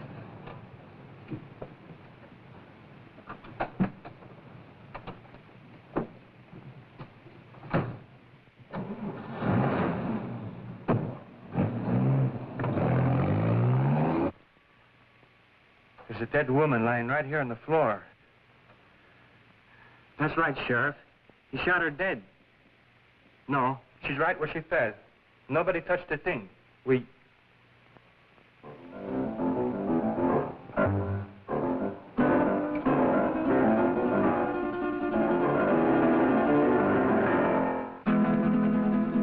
Sheriff, the body just got up and walked out of here.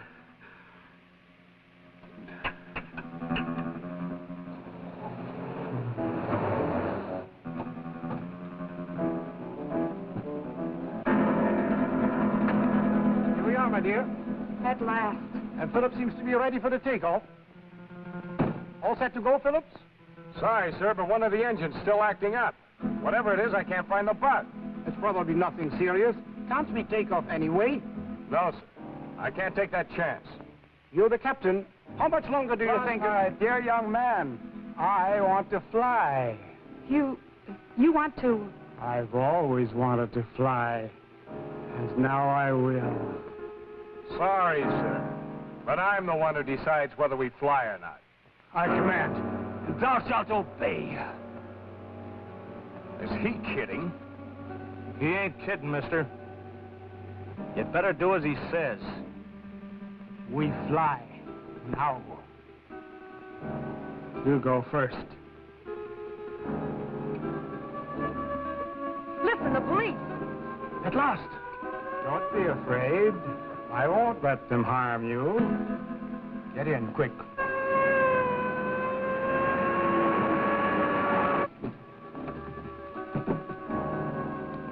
Come along, George.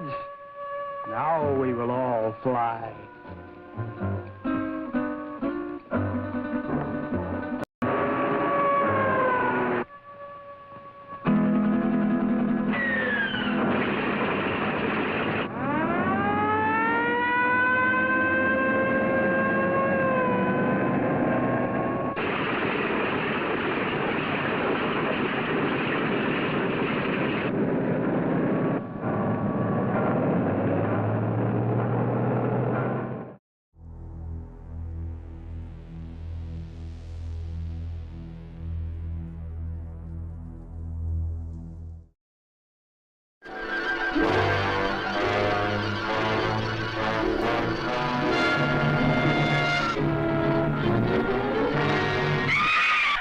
Creature of evil, running amok, blazing a trail of fear-crazed horror. From the jungle's most guarded secret comes this amazing story of a captive wild woman, torn between the mad cravings of animal blood and the longing for human love. A woman whose jungle instincts give her sinister power over man and beast. And suppose your experiment does succeed. What will you have? A human form with animal instincts. You know what the police will do to you if they catch you? No, of course you don't. They put you on trial. Then they'll put you in the electric chair and kill you.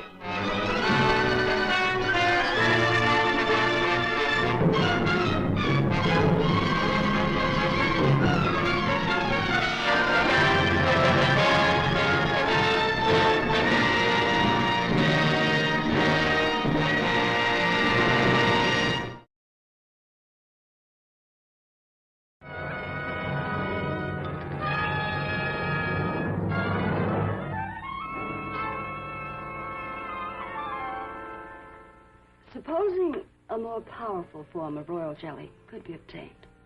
From the queen wasp, for example. Socially, the queen wasp is on level with the black widow spider. Oh, no. There might be danger. Those are my terms, Mr. Fincher. Janice Starlin will be your next guinea.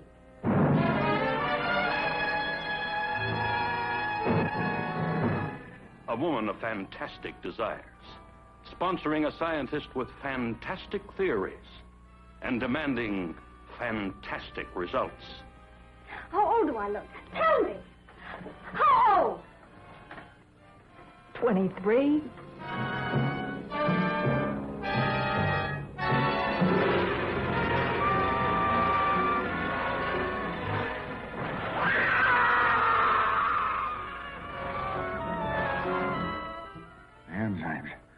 The enzymes, they're going crazy. Miss Darling will kill her and tear her body to shreds.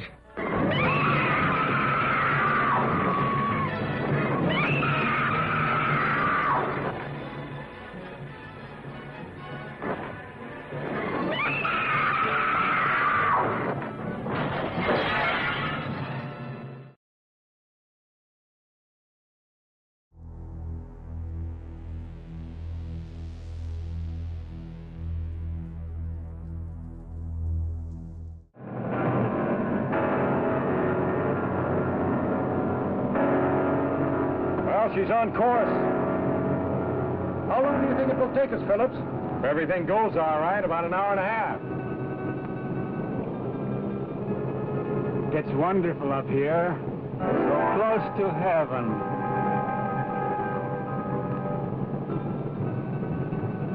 Wait a minute. Something wrong with this gyro compass. Somebody's fooled with the setting. We've been flying 100 degrees off course.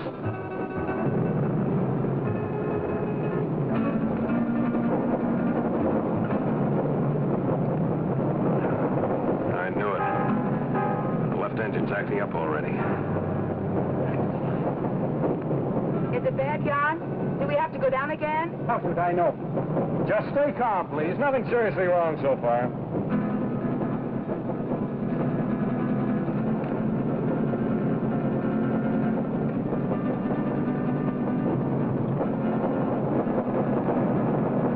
It's getting worse, much worse. I'll have to go down. And fast.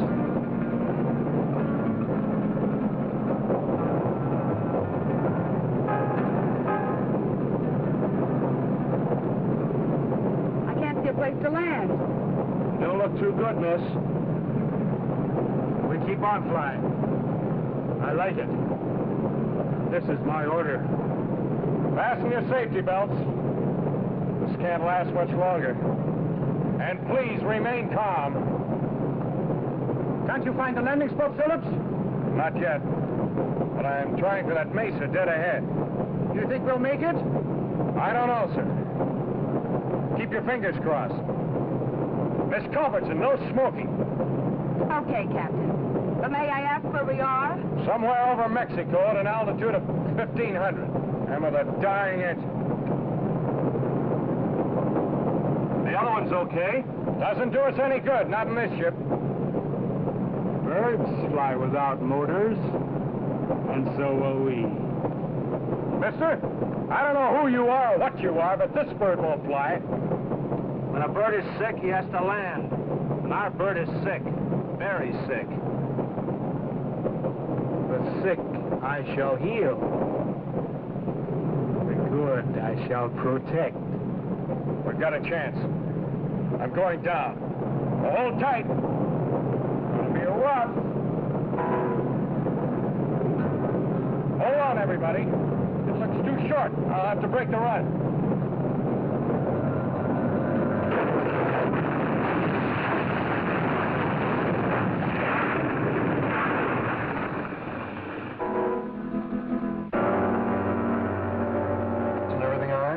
Yes.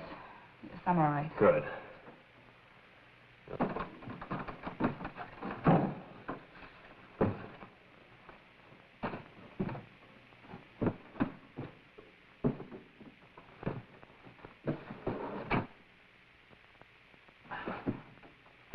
Stick close. I want to talk to you.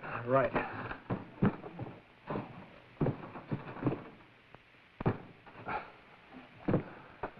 I never thought we'd make it, Phillips. But we did, sir.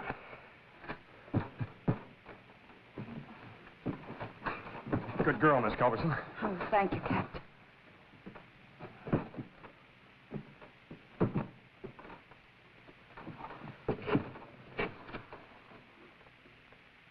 I like it here.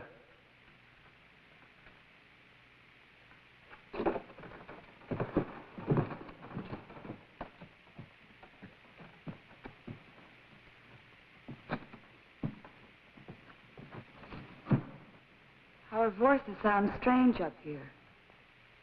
Do you hear that? It must be the echo of our voices, my dear, thrown back at us from the forest. 2 days ago, he got away from us. I've been hunting him ever since. I caught up with him in that border dive just before I killed that dancer. I tried, but I couldn't stop him. Why did he kill her? How did he get that gun? Nobody knows why he kills. He just wants to, and he does. Where he got that gun? Probably bought it. He has lots of money all the time. Doesn't mean a thing to him. Can't we get that gun away from him? I'll try, Captain. You can bet on that. But for the sake of all of us, don't try to rush or force him. Leave it to me. May I smoke now, Captain? Oh, no, not yet. I have to look at the gas tanks first.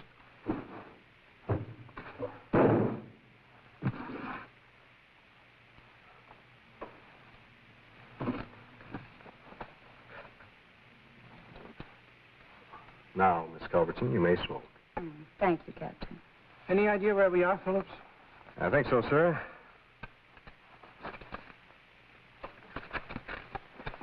We're in Mexico, about 120 miles below the border, on top of a mesa rising 600 feet above the desert. 600 feet? That's right. Stuck up in the air like an island in the sky. I suppose we can't walk down from here. Not unless you're a human fly. Sorry, Captain. Haven't been with the circus for years. It's wonderful. So close to heaven.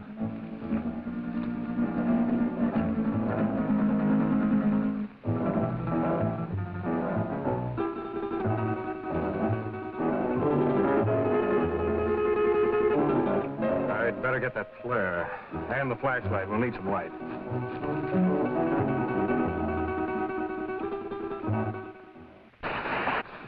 What's that? Something moves in there. I don't like it here. Not a bit. Well, if ever I had a nightmare, this is it.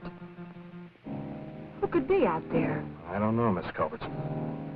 Look, it could be a very natural cause. An old dead branch breaking off or a falling tree. I wouldn't worry too much. Well, here comes Wu. Now we can have a fire. Did you hear that noise out there, Wu? Yes, Master. You heard? Did you see anything? The curtain of darkness veils the sharpest eyes.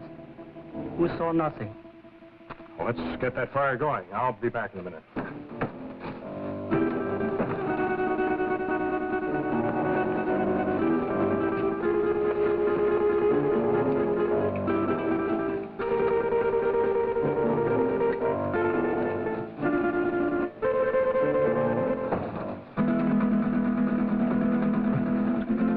Well, that's better.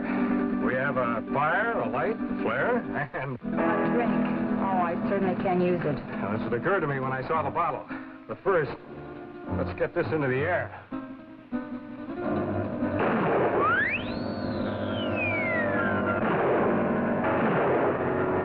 Our only flare, and it worked. How do we know it was seen? Well, we don't, sir. All we can do is hope. Sorry, Miss Culbertson. No glass. Oh, that's all right, Wu. It's a relief to be informal once in a while.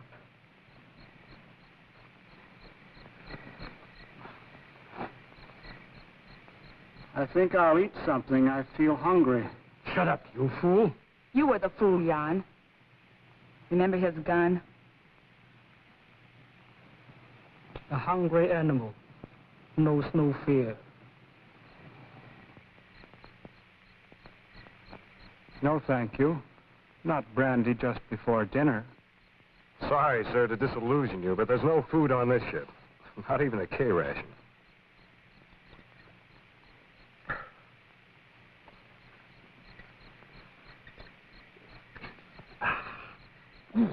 Thank you, sir. That helped. I'm going to look around. What for? You can't see anything. Well, we need this flashlight here. I have this. Does that give out enough light? Sure, I use it at the sanitarium all the time. It's past my dinner time, dear. Aren't you hungry? But, Mr. Masterson, we have no food with us. George will bring it. He always does.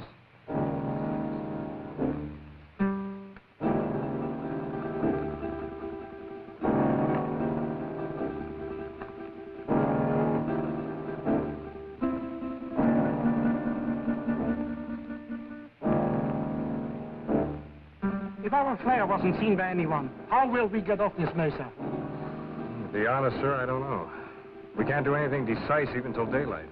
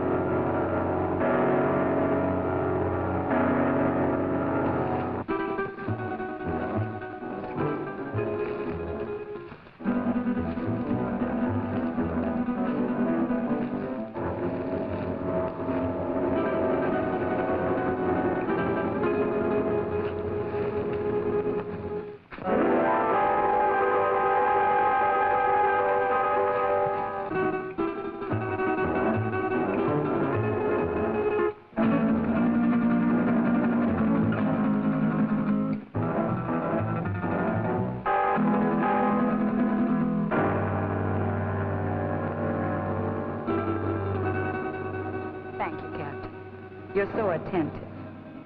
But even I can do some things for myself. So I noticed. And, no offense, ma'am.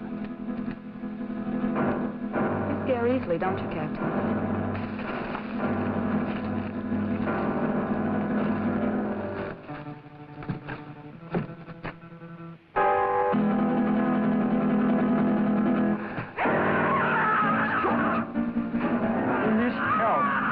See what happens. Who's right? He doesn't even know. I'm going with you, Grant. Anything's better than to sit here and wait. May I suggest that we wait here until Phillips finds out what happened? You'll be safer here. Are you concerned about my safety? George is out there and in trouble. I'll go. Anyone who wants to come along can do so now. I'd like a stroll before dinner. Since you insist, we all go. You come too. Yes, Master. After I put some more wood on the fire.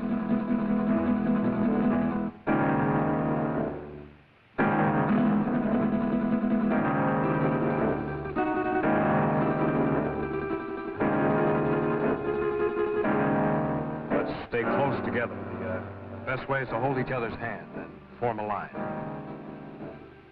If you don't mind. I believe it's better, Mr. Bancroft, if you hold on to Mr. Masterson's coat. And Wu, you bring up the rear.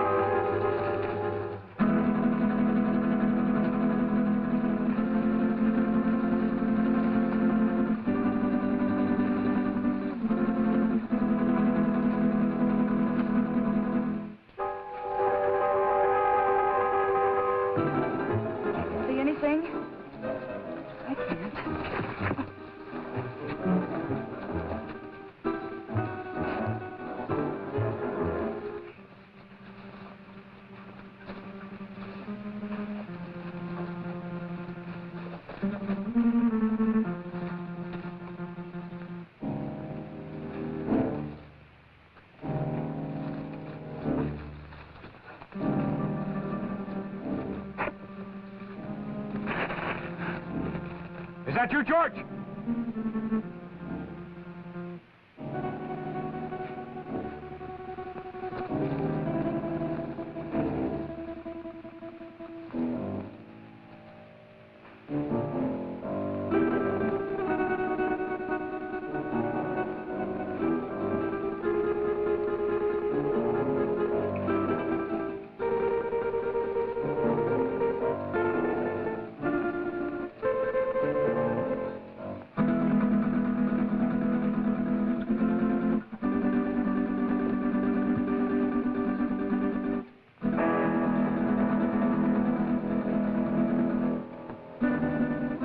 End of the trail. Can you see anything down there? Only a black, gaping hole.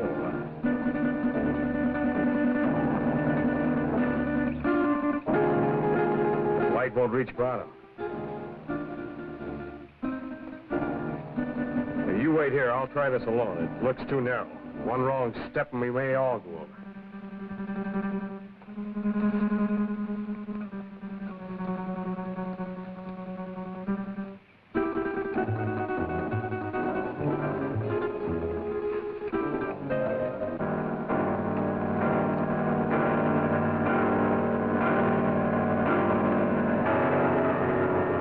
Is it George? Yeah.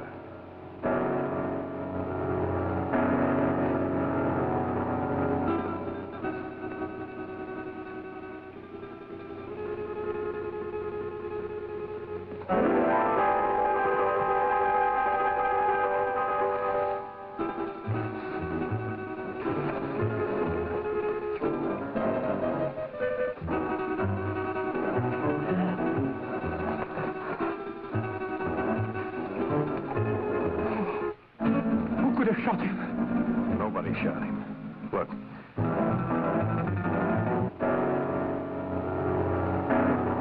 How horrible. What could have killed him? I don't know. I hope we won't have to find out. George was beyond help. We should all go back and tend the fire for the living. Poor George. There's not a thing we can do for him. I'll stand close to the underbrush. I'll have to get by.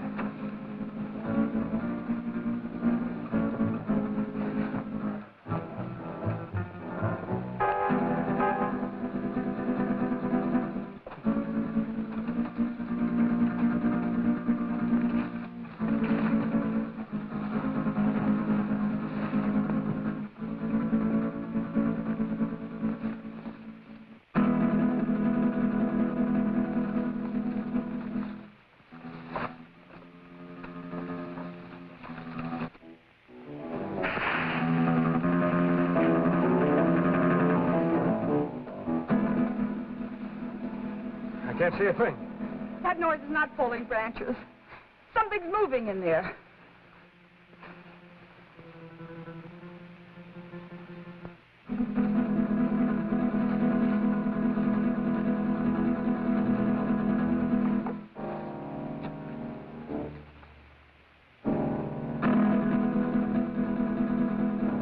Help! It's got me! Something got me! Where? Here, my arm. My left arm. It's a nasty scratch, all right, but nothing serious. I'll dress it as soon as we get back to the plane.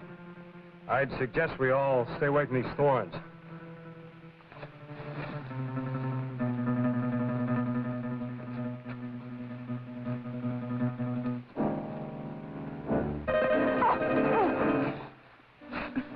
Oh, look, the skirt's ruined.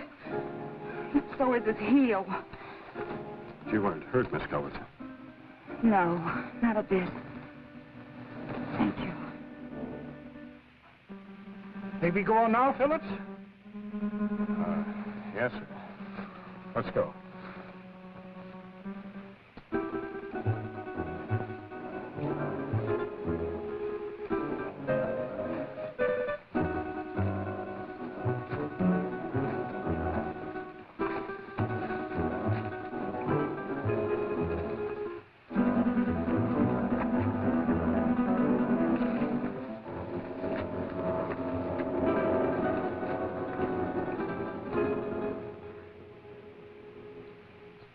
Where's that bottle of yours, Captain? I sure could use another drink. I think we all could stand a little drink after this experience.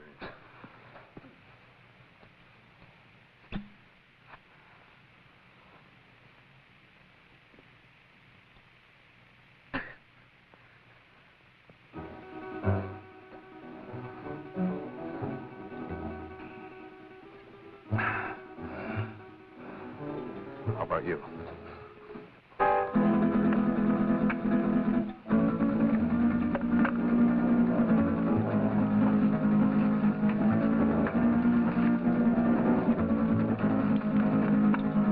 There must be something we can do to get help. Done the only thing we can do. That's send up a flare. If help doesn't come by morning, we'll make a signal fire, but meanwhile, I'd suggest we get some sleep.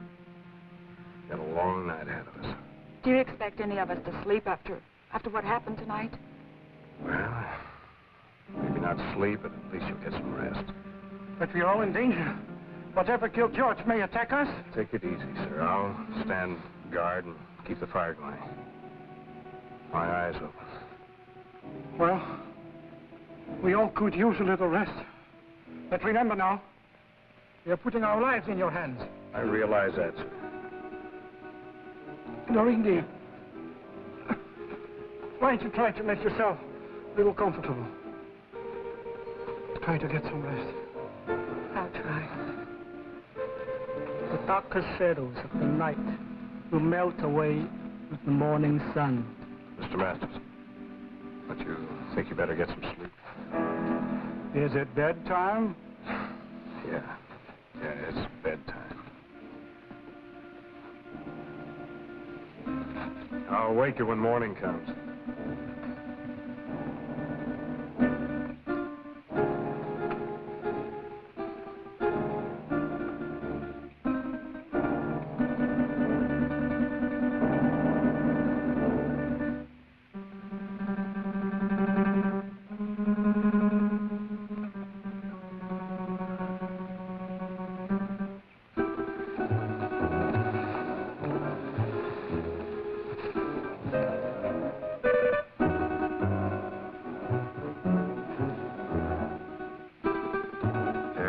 Very good. Soon their nerves will break.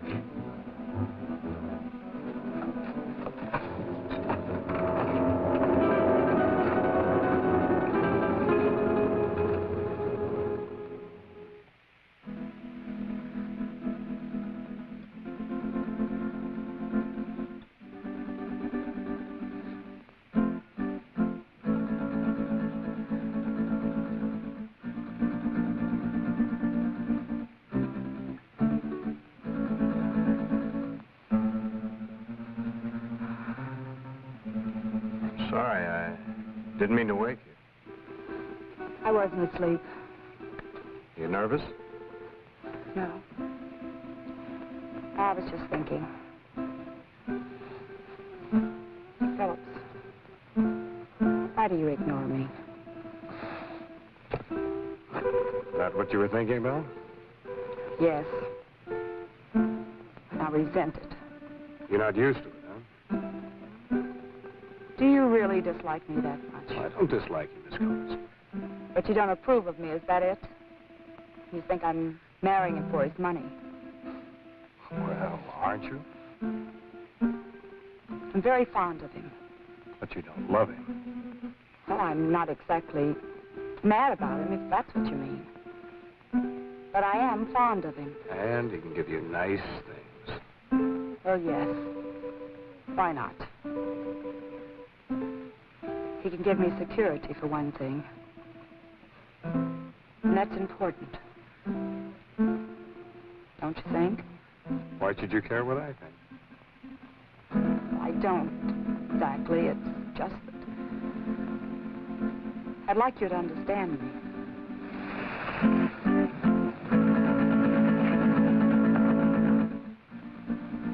What is it?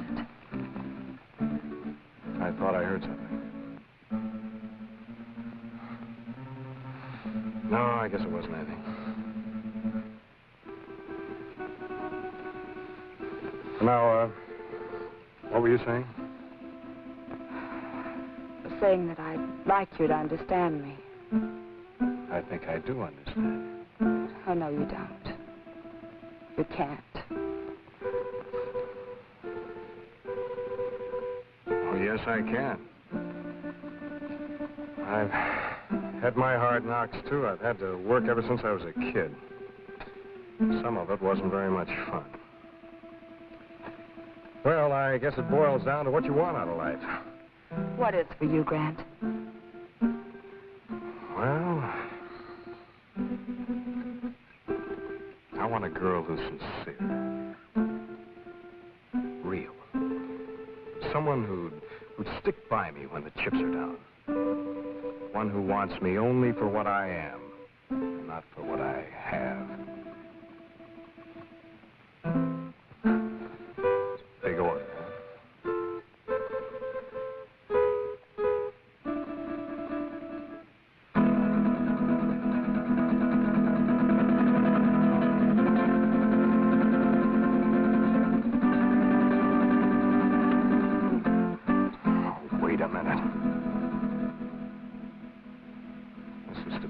wedding night. Remember? Yes. Yes, of course.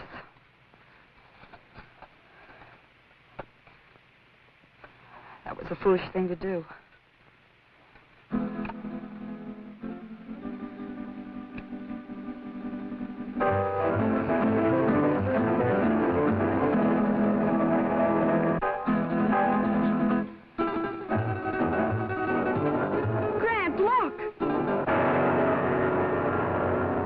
Take it easy, Miss Culbertson. Your imagination's getting the best of you. This was no imagination. It was there. I saw it. What did you see, dear? Well, I couldn't sleep. Phillips and I were sitting here talking, and there was a noise. I looked up, and I saw some women and little men. They seemed unreal. No offense intended, Miss Culbertson, but I know what strange tricks our minds can play on us. Yes, I know, Phillips, but I'm sure I saw it. Where's your comb, my dear? Comb? Oh, I guess I lost it out there somewhere. But I gave it to you. We must find it. That comb is a valuable heirloom of my family. What do you mean by we? If you think I'm going out there once more, you're crazy. I didn't intend you to go. Who will go and look for it? May I have the light? Oh, don't be a fool! He who serves well will also serve in danger.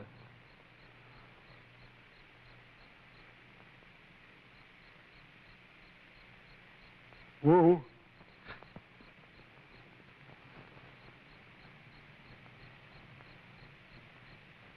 The wanderer in the valley of darkness shall have my guidance and protection. Okay, Wu. If you feel that way about it, I won't stop you. But don't hesitate to use that gun. I hope you know how. There's a day to be born and a day to die.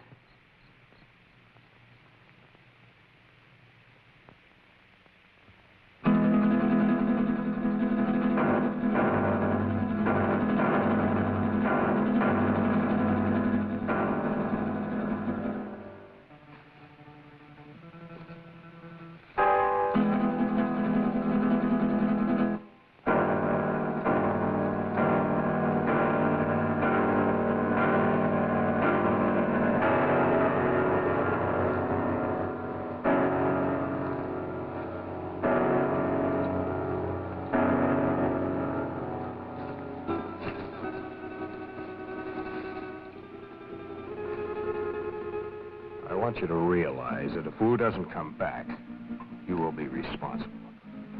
I'll never touch that comb again, even if he finds it. I still have my heirloom. You make me... And you are a coward, sir. What? Why are you... You're very brave, aren't you, since Masterson no longer has a gun? Let go of me, or do you want to lose your job? I haven't had the opportunity to tell you yet, but I quit when Wu went out there on your orders.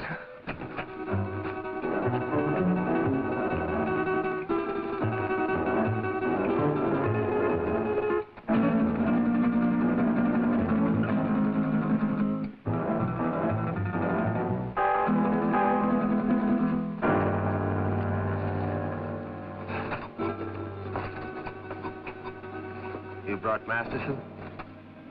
Yes, he's here. Good, we found him at last. What about the others? Well, I have something in mind for the girl and the pilot. The other I shall dispose of. What's the matter, Wu?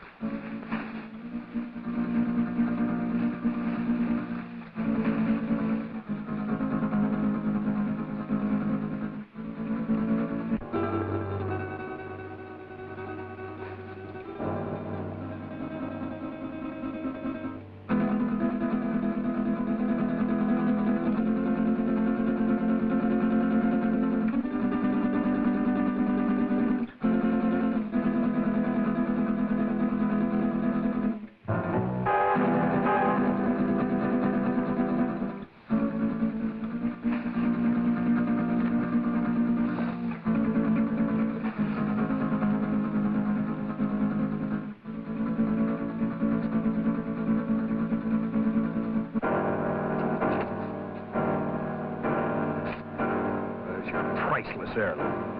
Oh, he's dead. Yeah. You murdered him.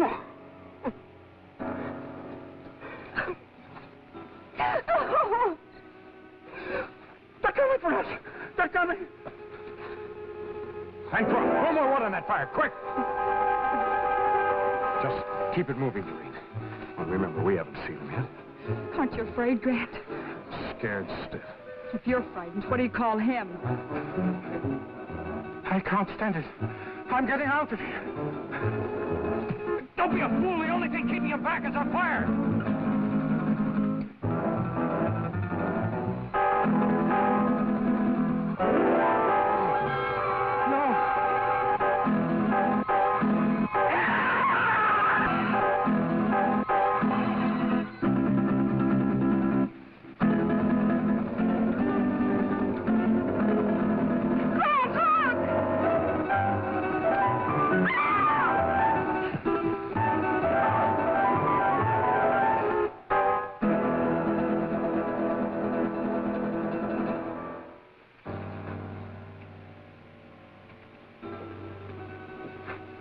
He'll recover consciousness in a moment or so.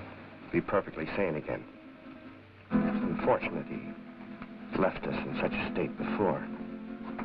I understand that he was committed to an asylum, attempted to kill Tarantella. Grant, look. It's the dancer from the cafe. I saw him kill her. Amazing the durability of my creations. Dr. Aranya. That's Spanish for spider. We meet again, Doctor. Again? Did I leave here? Yes. I seem to remember vaguely that... Yes, you escaped just before, Doctor, and you led us a merry chase recovering you. Why? Why not just kill me? Why bring me back? Unfortunately, I still need your help. I'll give you one more chance to change your mind. No, never. Nothing you can do will ever make me a party to this. Tarantella. No, you're not going to torture him anymore.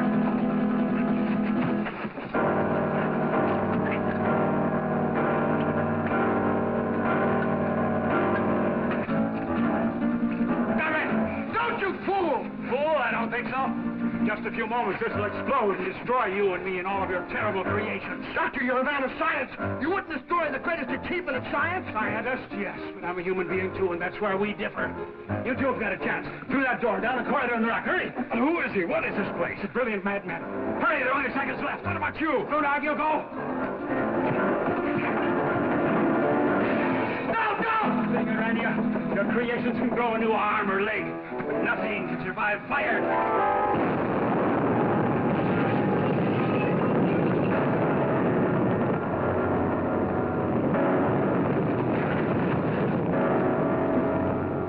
I don't know how long we stumbled and staggered across that desert before we found it.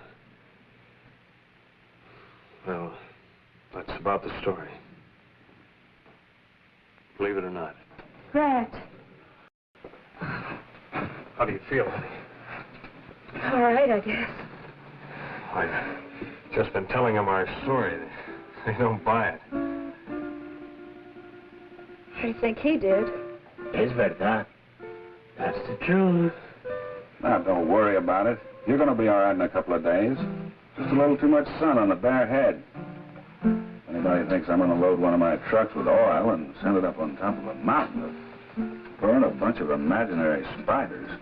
Yes, you're right, Dan. Common sense tells you there isn't anything to his story, doesn't it? Giant spiders on a desert mesa. Fantastic. Pepe is just a superstitious native.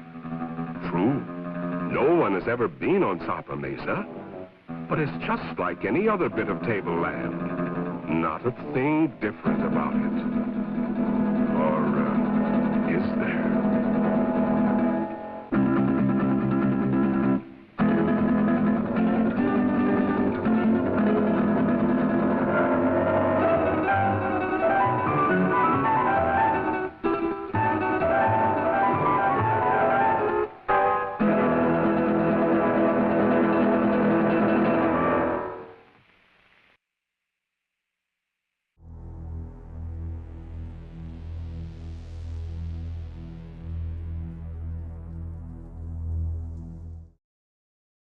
This is the inner sanctum.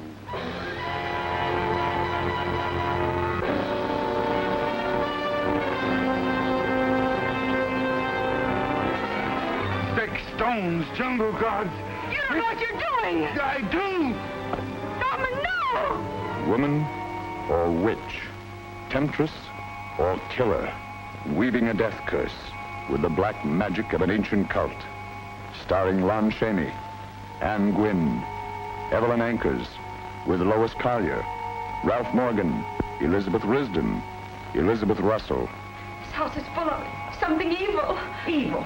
Yes, it's you. Don't. Why are you terrorizing my wife? I don't even care anymore what people are saying, laughing at me. Oh, stop it. I never asked for such devotion from you, and I don't want it. Answer it. Hello?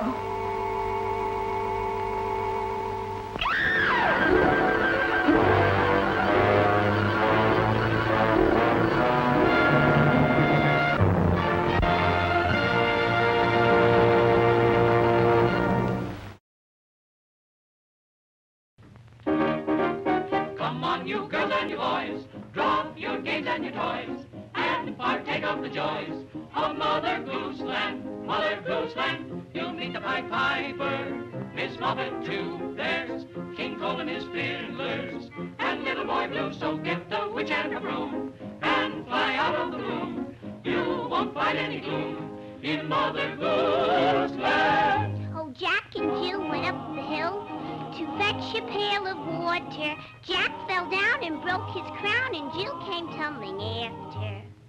This little piggy went to market, and this little piggy stayed home. And this little piggy had roast beef, and this little piggy had none. And this little piggy cried, wee, wee, wee, all the way home. Ha-ha. Gee, I'd like to go with Mother Goose on a journey, just to visit with the dame who lives in a shoe. Oh, I know I'd really raise the juice on the journey, seeing old King Cole and even Little Boy Blue. Maybe Mary's lamb and Simple Simon would greet me. The cat with a fiddle might play something that's new. There is where I'd like to be. Come and join the family of the old girl who's living in the shoe. Let's go. So long, Betty. I'll keep the home fires burning.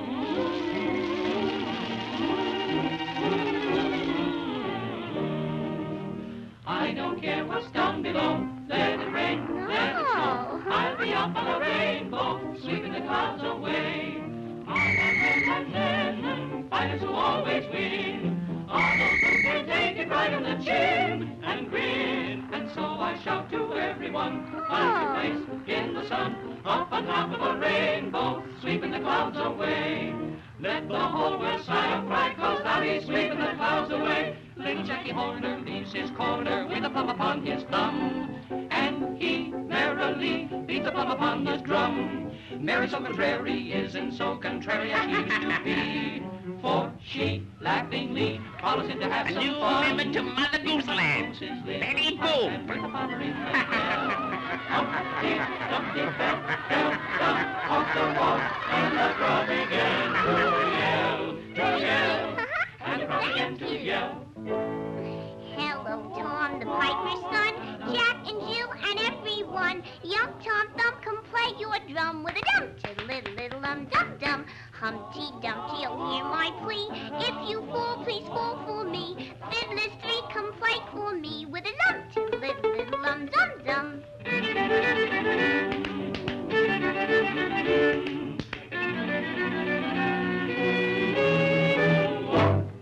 Little boy blue, come blow your horn. The sheep's in the meadow. The cow's in the corn.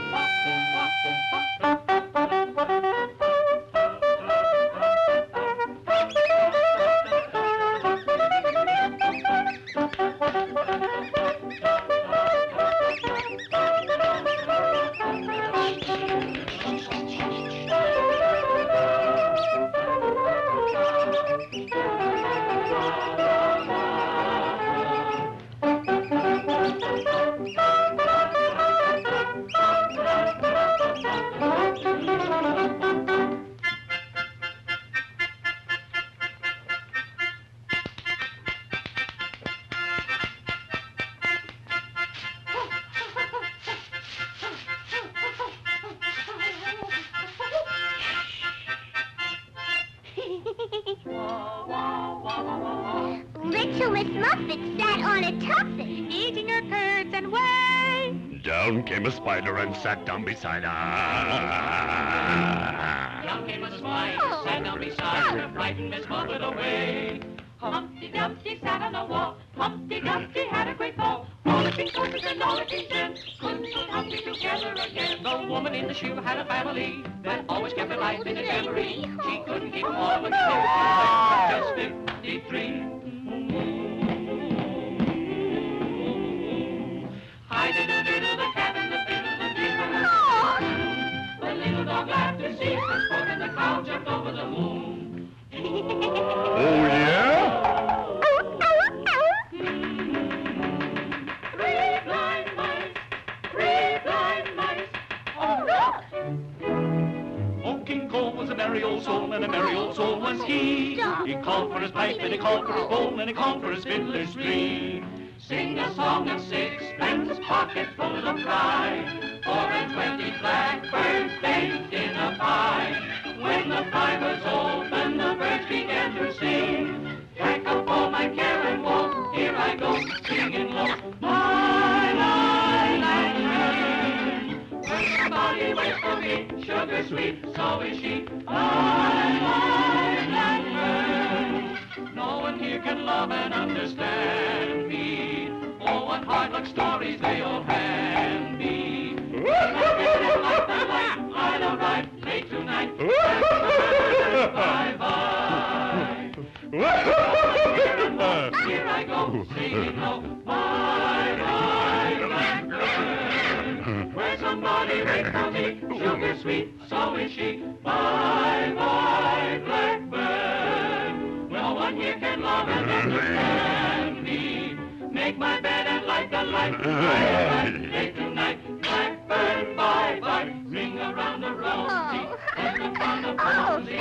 All the girls in our town come for Uncle Josie. Ring around the mulberry bush, mulberry bush, mulberry bush. Ring around the mulberry bush, my fair lady. Boop-a-doop-a-doop-a-doop. Boop-boop-a-doop.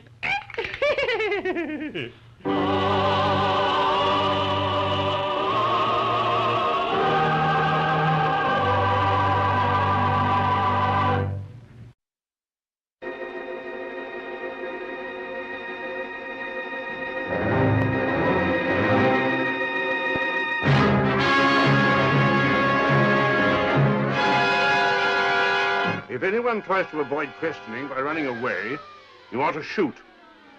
Oh, how dreadful. What is it, Carol?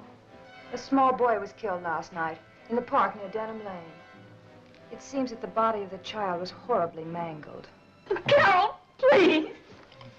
We can't be married, Barry. Ever. I think I understand. You're not going to let me in for the curse of the Allenbys and all that sort of thing. What happened, sir? Oh, she's done me in. She, sir?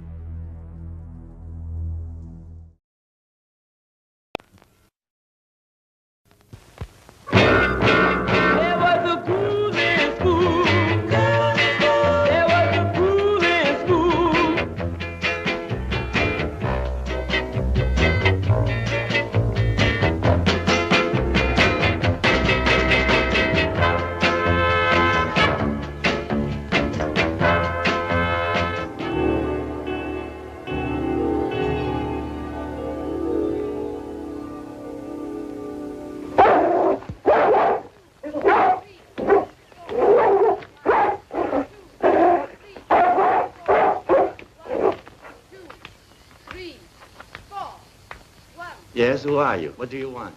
I'm Julian Olcott. The director is expecting me. Enter, please. Thank you. 4. 1, 2, 3, 4. 1, 2, 3. Be calm. Wolf doesn't bother anyone. I'm Walter, the caretaker. I'm pleased to meet you. The studio of the director is in front of that court at the left. Down there in front? At the left. Give me your suitcase. Thank you very much. 1, 2, 3, 4. 1, 2, 3, 4. 1, 2.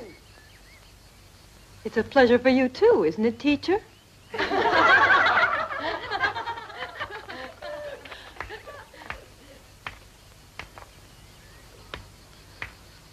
Oh, my goodness. Oh, give her some air. Give her some air. Quickly, please take her to the infirmary and make room so that she can get some air.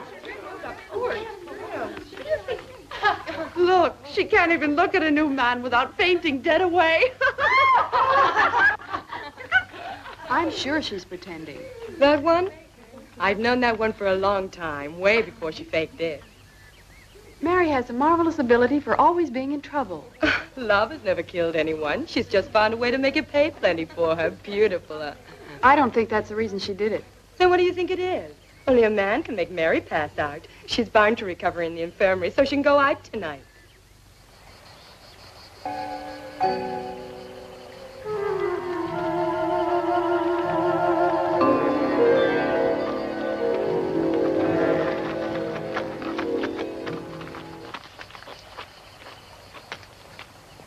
You are Julian Alcott, sir? Yes, I am. I am Leonore MacDonald. I'm very glad to know you. The director is expecting you. Thank you.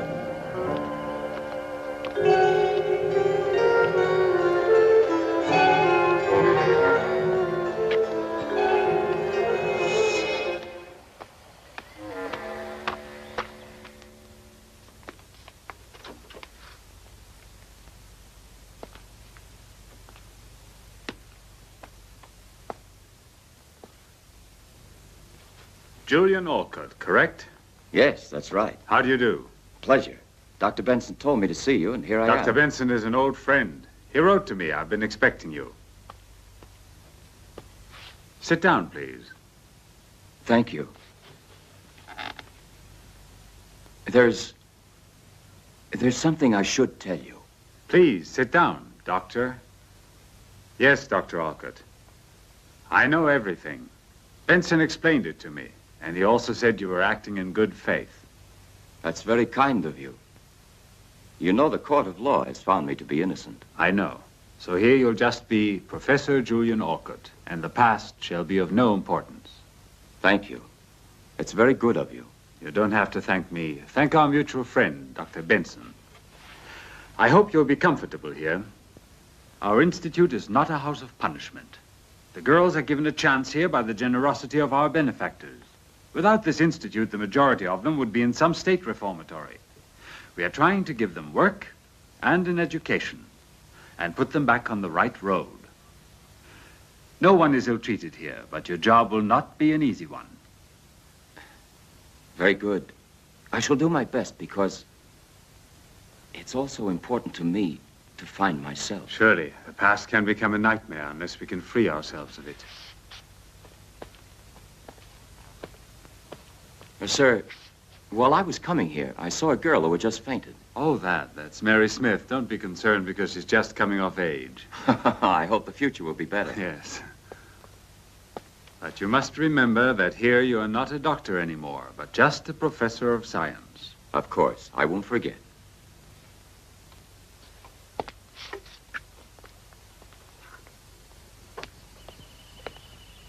If you'll come along, I'll show you your quarters. Ah, thank you very much. This way, please, Professor.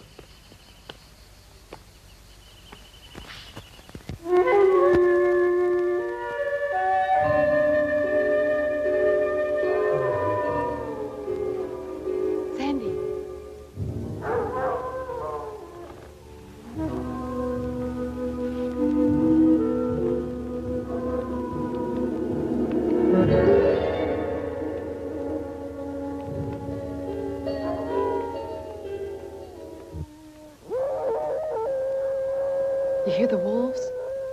The other day, the farmers had to kill 2 of them. The people are going mad with fear. If I were Mary, I would be frightened. Look there.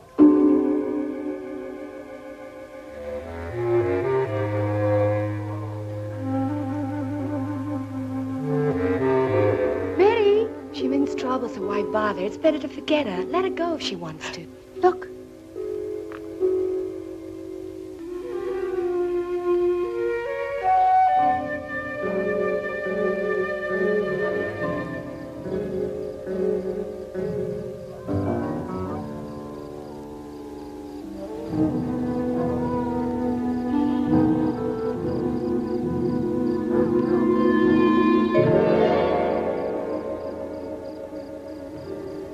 It's Leonore. She sees Mary, but why doesn't she try to stop her? She's the one who doesn't want to be seen. Funny if she had a lover. A lover? And who could it possibly be? Maybe it's that new professor that just arrived here today. If it is, I can understand it. He's pretty good looking. Any man looks good to you.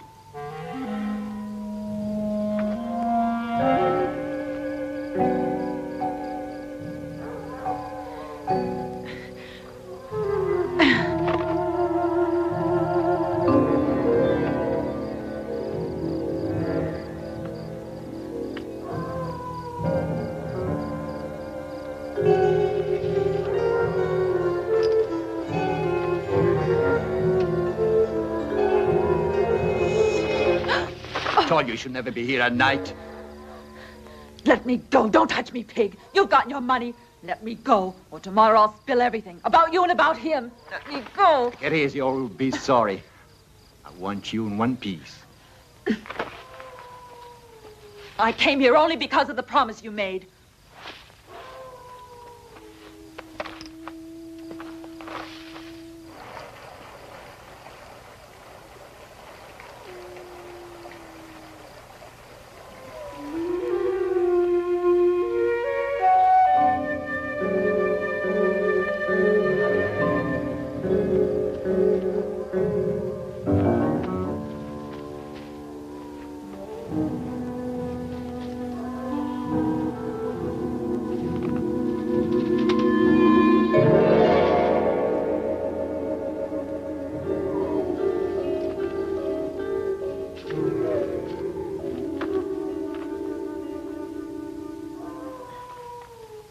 Leave me alone. I came here because I want something. What is it you want now? But I've given you everything. And so who needs it if I have to stay walled in here? Make your promise good to get me out. You wanted a little love on the sly? Then find me a way out of this pig pen tomorrow night. Do you hear? Tomorrow night. No, Mary. You know very well the court has sentenced you, so only the court can possibly free you, Mary. My body for a middle-aged oversex phonier. Now you expect to get off the hook. No, you don't. Aren't you forgetting, Mary, that you have the letters? The letters. When you give them to me, I'll free you. They're burned. Remember, they're important proof. Very important. So careful. No, wait. Something can be done. Wait. You won't keep me waiting. Or tomorrow you're finished at this school. Mary, wait. Wait. I'll think of something.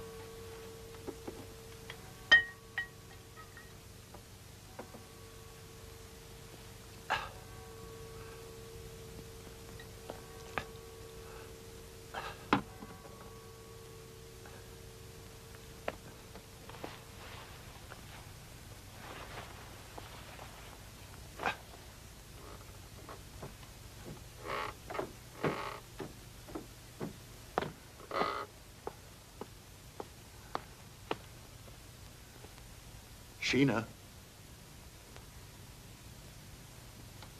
Sheena.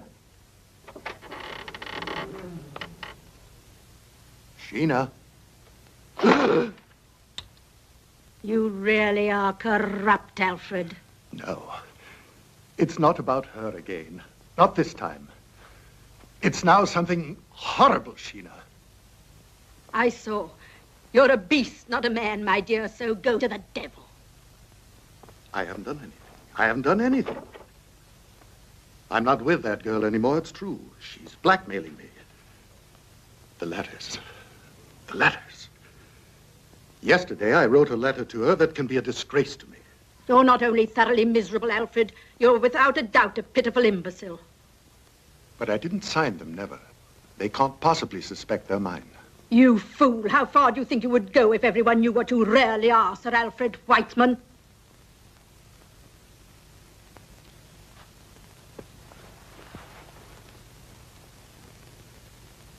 I know it, Sheena. You're right.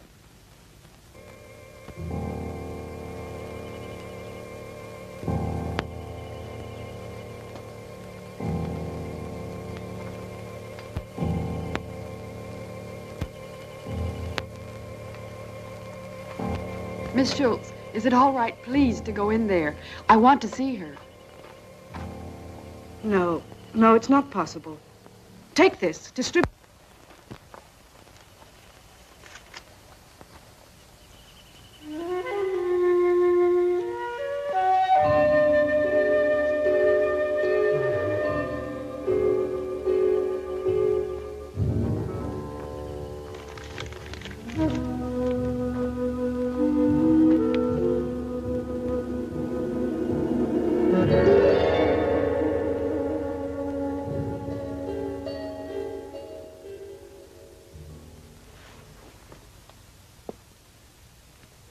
In my report from the coroner, he said the girl was assaulted by wolves, and she died as a result of the injuries inflicted. But she could have had a meeting with a man a little before her death. I don't believe it could have been the wolves. A girl who wanders out at night into the forest. And, Professor, she was alone, mind you. Not to mention the probable rendezvous with someone could very easily have been attacked by wolves. Poor girl. It's a terrible disgrace to be destroyed after years of work. I fear that the good name of our institute will be compromised. We can't be concerned about the Institute's good name in a case like this, sir. Here's Sir Alfred Whiteman. Sir Alfred, something horrible has happened. Sir Alfred, I believe you know this girl. Yes. Yes. I believe I've seen her, of course, at some time. May I leave now, please? What has occurred has upset me very much. Excuse me. Sir Alfred, will you join us, sir, for a minute or so, for I have to complete my report. Purely a formality, of course.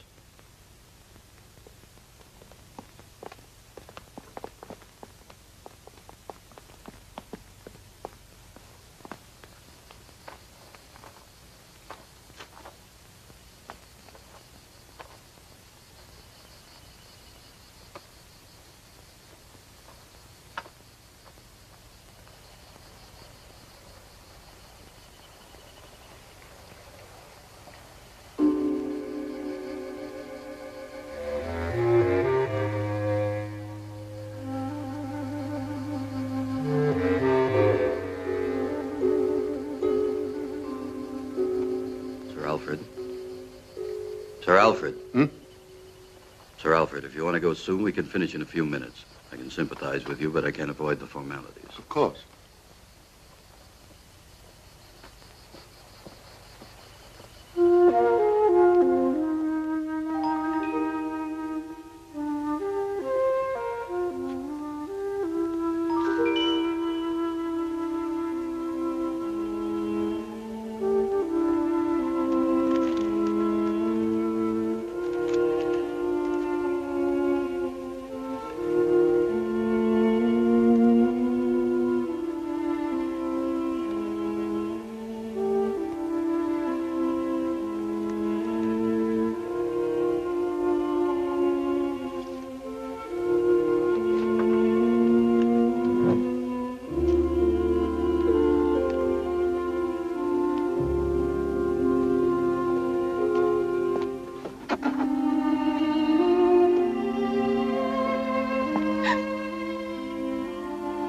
Priscilla, what are you doing here? You'll be late to your next study hall. You must go quickly. Why are you waiting?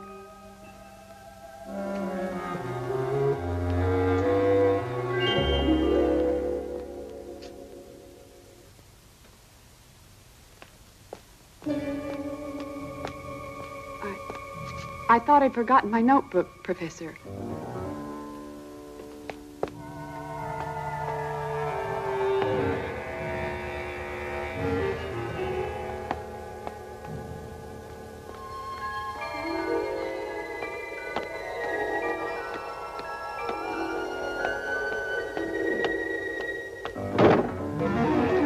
Walter is the director in his office. I have to see him immediately.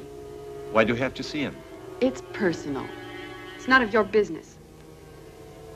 It would be profitable to get together with me just a little. Give me a chance.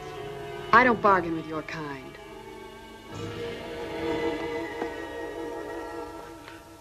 Well, now I'm finished. We'll soften the news in all of the papers as you asked, sir. You're very generous, Inspector, and I should like to thank you in the name of the Council of the Institute. It's my pleasure, Mr. Sir Swift, Alfred. excuse me. Yes? One of the girls would like to speak to you. Make her wait for me. You shall have no reason to worry. I'll increase the supervision over the girls. There's no need to change this institute into a prison, or we might as well leave the girls in a state reformatory. Please don't worry, Sir Alfred. I know well how far I can go.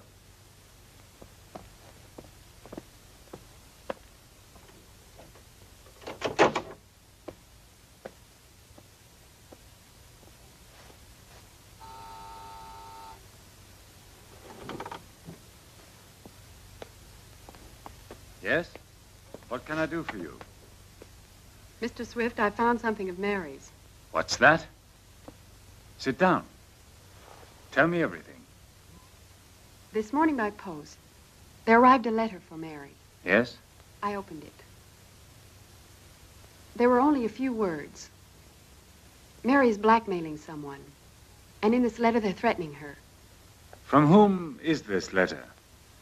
There isn't any name. Mary and blackmail. May I see the letter? No, I left it in the dresser in the dormitory. We shall have to call back the inspector.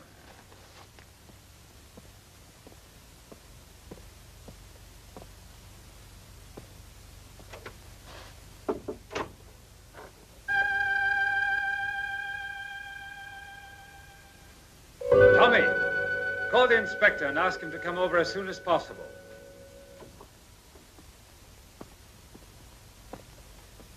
Perhaps the letter has no connection with the death of Mary. However, we cannot ignore it. No, a blackmailer is not an assassin. They tell me they've legally established that she was torn up by an animal, but we're not very certain you have told us the truth. The letters are here. I only said that someone was blackmailing Mary. Let's see them.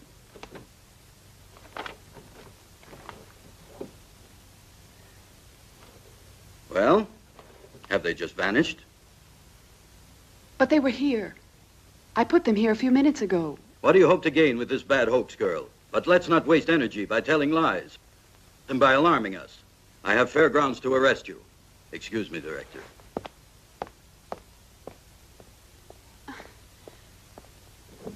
You must believe me, Mr. Swift. It was here. Who could have taken it? Whoever did must have known that I left the letter Don't be here. malicious and accuse your companions just because you can't deliver this letter. You are the only one who has seen this letter, and we have to believe your words. And my report doesn't count at all for you. It's not for me. It's the police who need the facts. You better return now. I understand that you're upset about the death of your friend. However, I cannot excuse your conduct. Mary was just assassinated. No one will convince me she was torn up by wolves.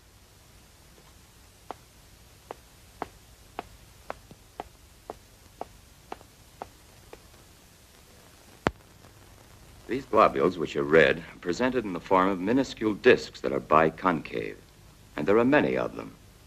There are around 5 million in each millimeter of blood.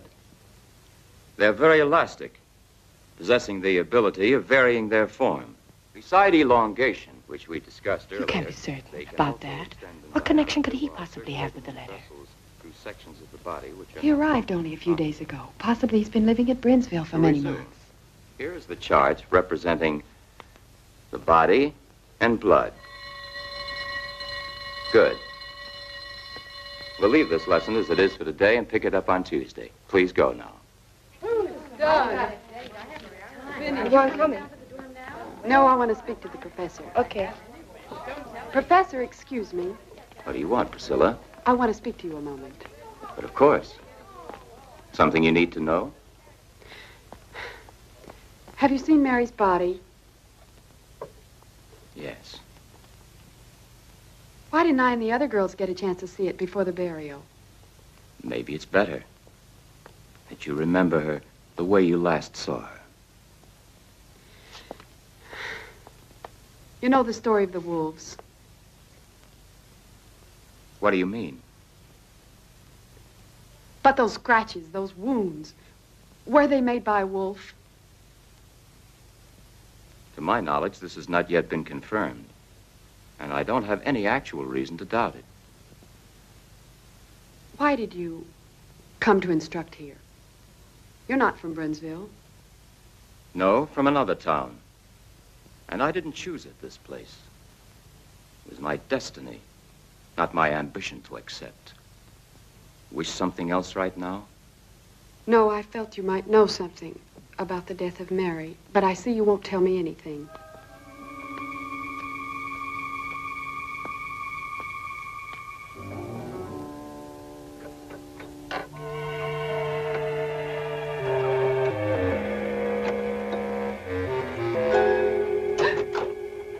What are you doing here? Shh, Sandy, help me. I must open this dresser of Mary's. But why? Get a move on.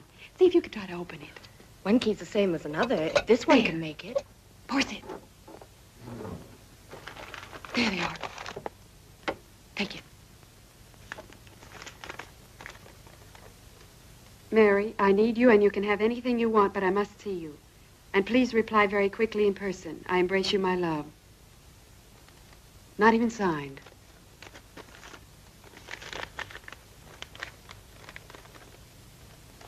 And also this one. Read it. Read it. No, no, not yet. No one must ever see this because I know which one murdered Mary. I know the man. Yes. It's very difficult to understand, but now that you've been with us here for a week, what's your impression? Well, I don't think these girls are any more difficult than others of their age. Perhaps you're right, but these have found the bitterness of life much too early. Yes, I must agree with you, even without knowing them as well as you do. Tell me, that one, for instance. What's she done? Why is she here? She was convicted of attempted homicide. She was living with that poor Mary in town. One night, a sailor was trying to beat Mary, almost strangled her. Then Priscilla, defending her friend, almost killed the sailor. Now I understand. That's why the news of Mary's sudden death touched her so deeply. Yes. As the girls are alone here, a friendship like this can sometimes be their only consolation. And where's the hard cash? He'll pay you after. Maybe he'll give you more because he likes you. I? Yes, you. I do believe that money makes a person do anything, don't you? It's tough for a girl to resist the fancy notion of cash when she needs it, hmm?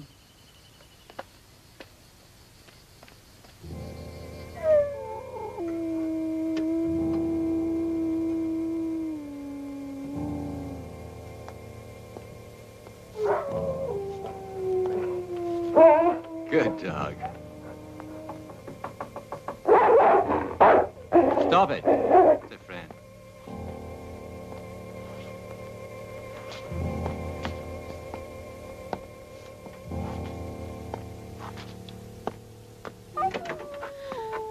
I was expecting you.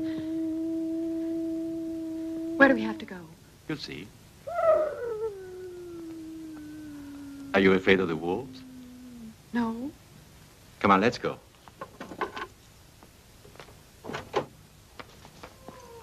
Watch the house well, Wolf.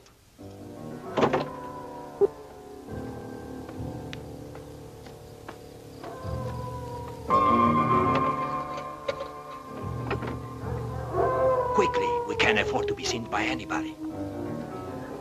Come on, we haven't far to go.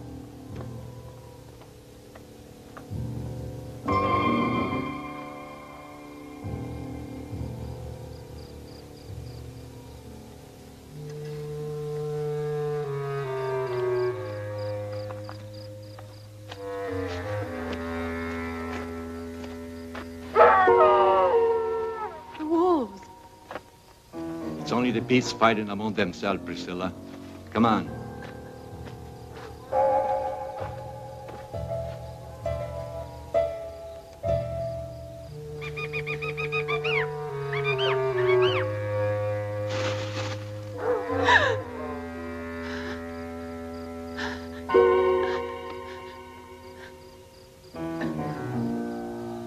Come on.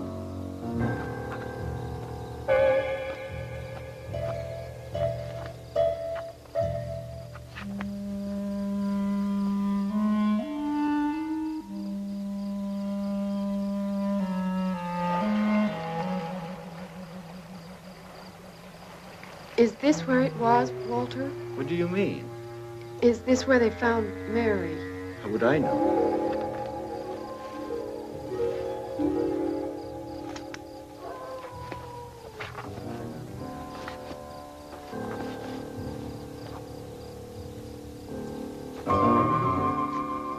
Come on.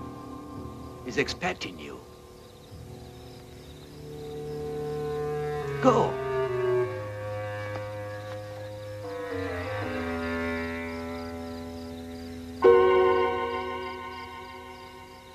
Go on, girl, go on. He's waiting for you.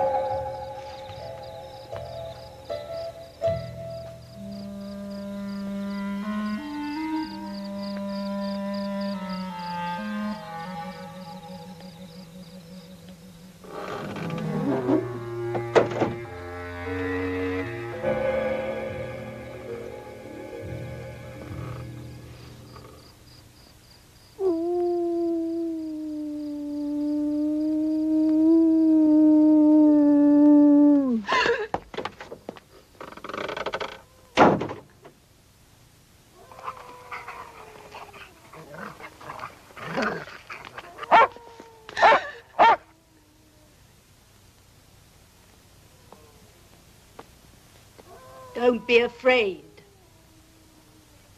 You're Sheena Whiteman. You expected to find my husband, am I right?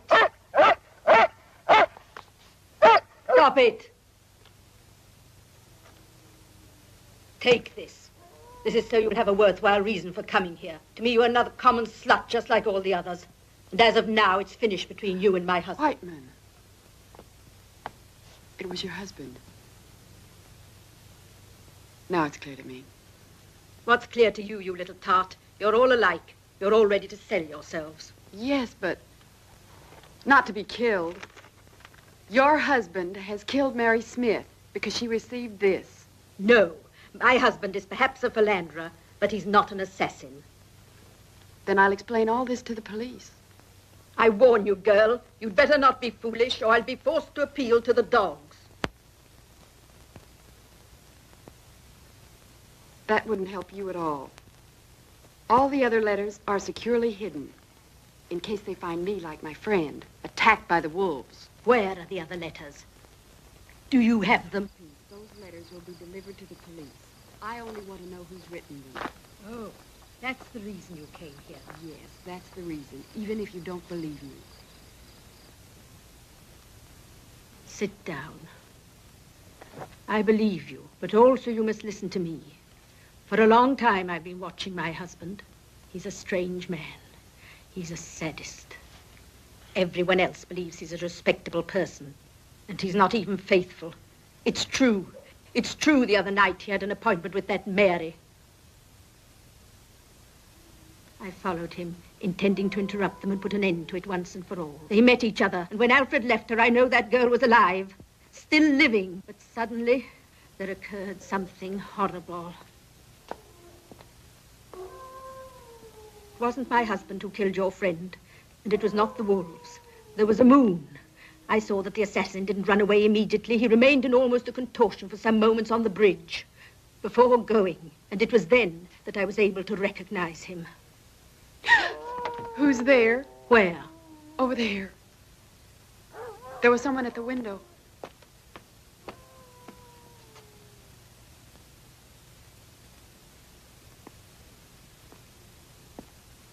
Oh, it was that caretaker who brought you here.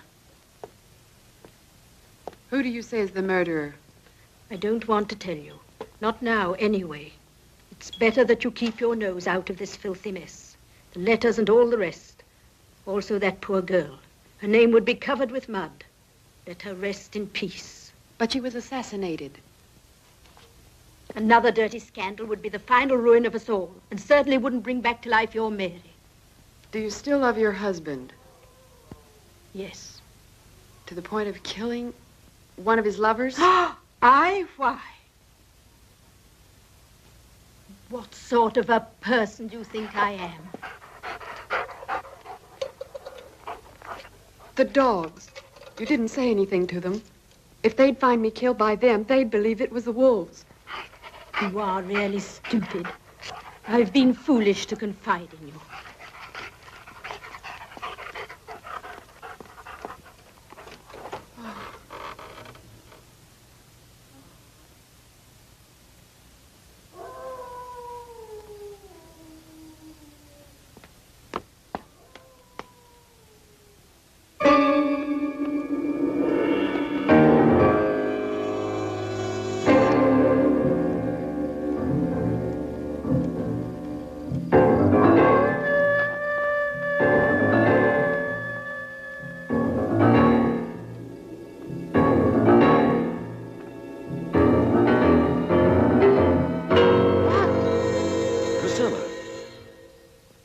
Calm down.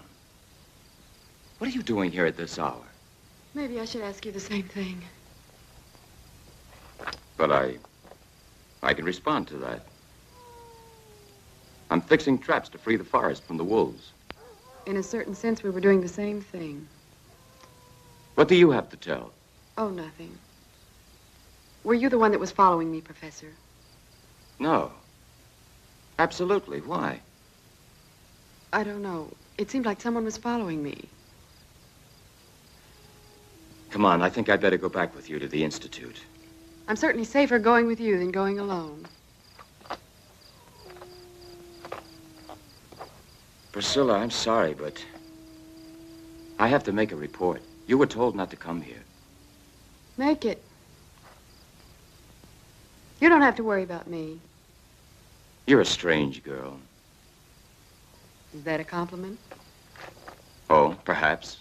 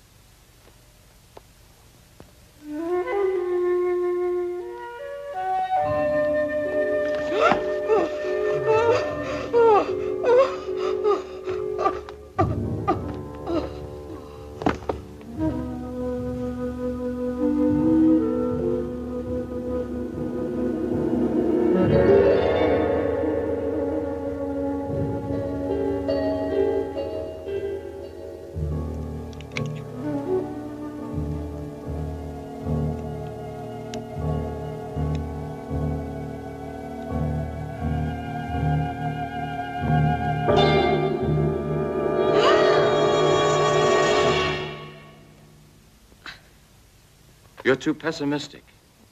Even if life was hard, It's worthwhile living it. You must believe in something. Don't be afraid. It's only a wolf that must have just fallen into one of my traps. You have to go? Yes. Excuse me, it's really necessary. You know, the wolves know how to free themselves and escape with a broken foot. Oh. Don't be worried. I'm almost there already. Professor? Yes? The report? Don't worry about it. I won't say anything to anybody about it this time. I won't even ask you what you were doing out at this hour. You see, I have faith in you. Thank you. Priscilla.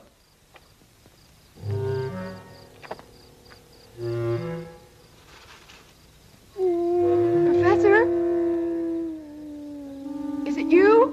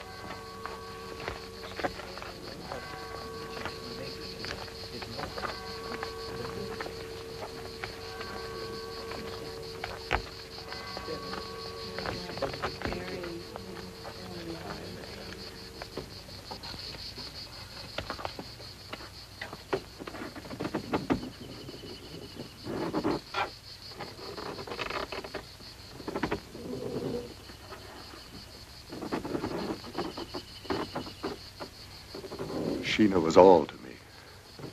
A companion both good and kind and devoted.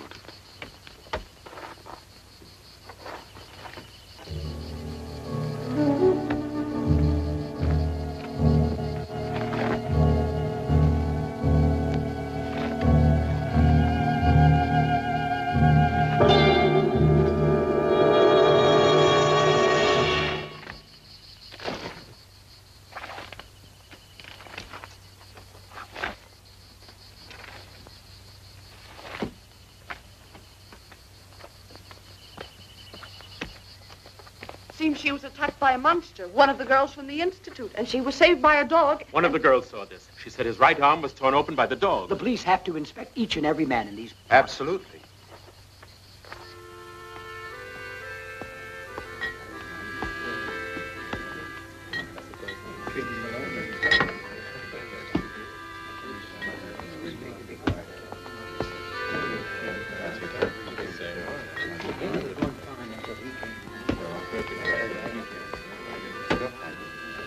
The police are asleep here. We'll have to try and find it ourselves. Certainly. Brownsville will not lay down. We'll find him. Yes, we'd better act before he strikes again. We don't want him to get hold of one of our children. The sheriff.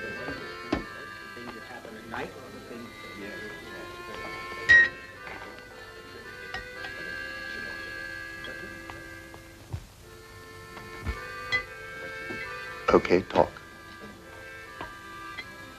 She's still in the infirmary. The dresser didn't find anything. You must. You have to find them. If I don't recover those letters, I cannot rest. Look at that man. His right arm isn't functioning. He's the caretaker of the Institute. Sir Alfred. The girl was attacked right in the vicinity of the guardhouse. Certainly it's him. Come on, what are we waiting for? Careful. Don't move.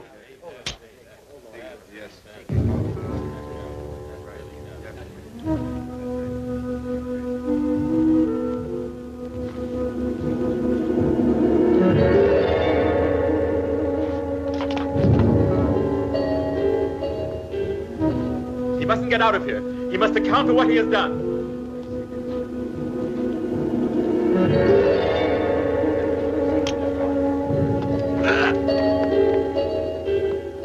Stop it! You're all going mad. Let go of that knife. Walter, nobody's going to do you any harm. Now let him pass through. The man's hand. Look, men. Look at his hand. This man has no scar on his hand. His hand has been like this since he was born. Now we're leaving. Step aside. Come on. Come on, go on and sit down. Nothing is happening. Get going, boys. What were you doing with Sir Alfred? Nothing, Dr. Strett. Why? Return to the Institute. These people could do you great harm. Yes, sir.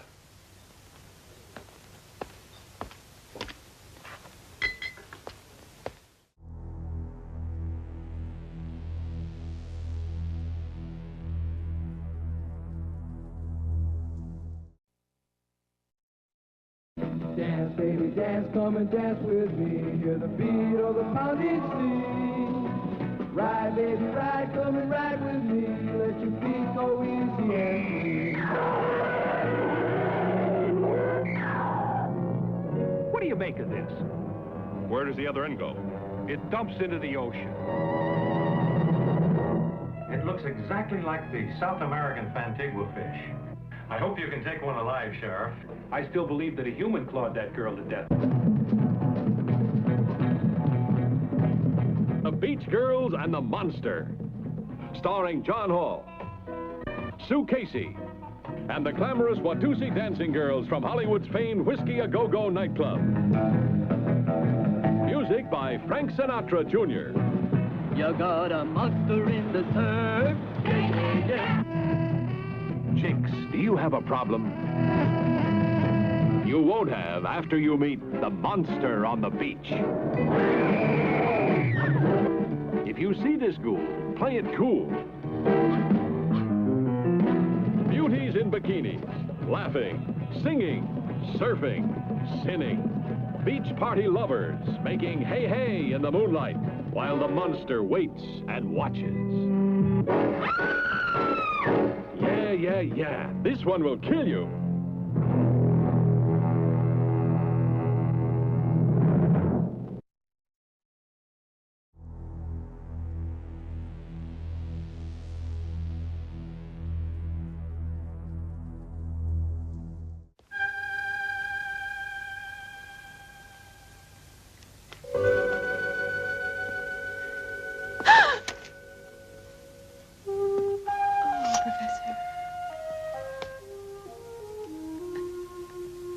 But why are you crying,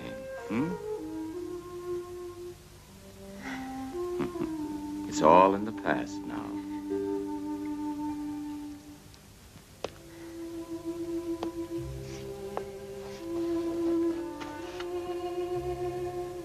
Calm yourself. Here you are protected. Yes. But it isn't that. And what is all this? Sheena Whiteman. Sheena? Is this what's troubling you? Tell me why. You must have faith in me, Priscilla. You know that you can trust me.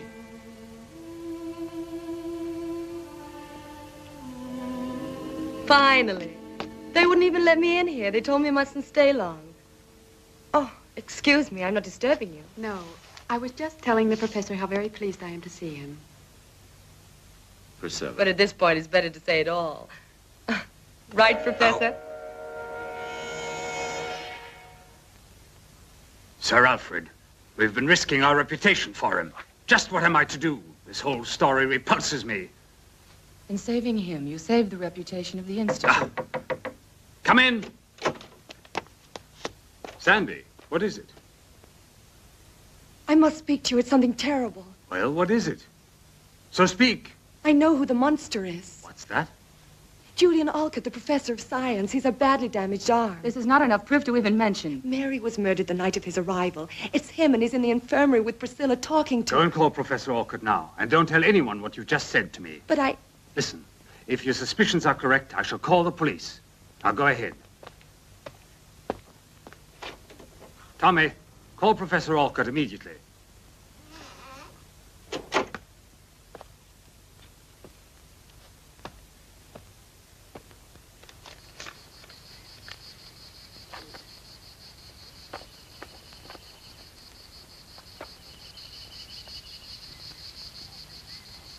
I cannot tell you too often, but I must have those letters. With pleasure, Sir Alfred. If the letters are still here in the Institute, I'll find them. Good.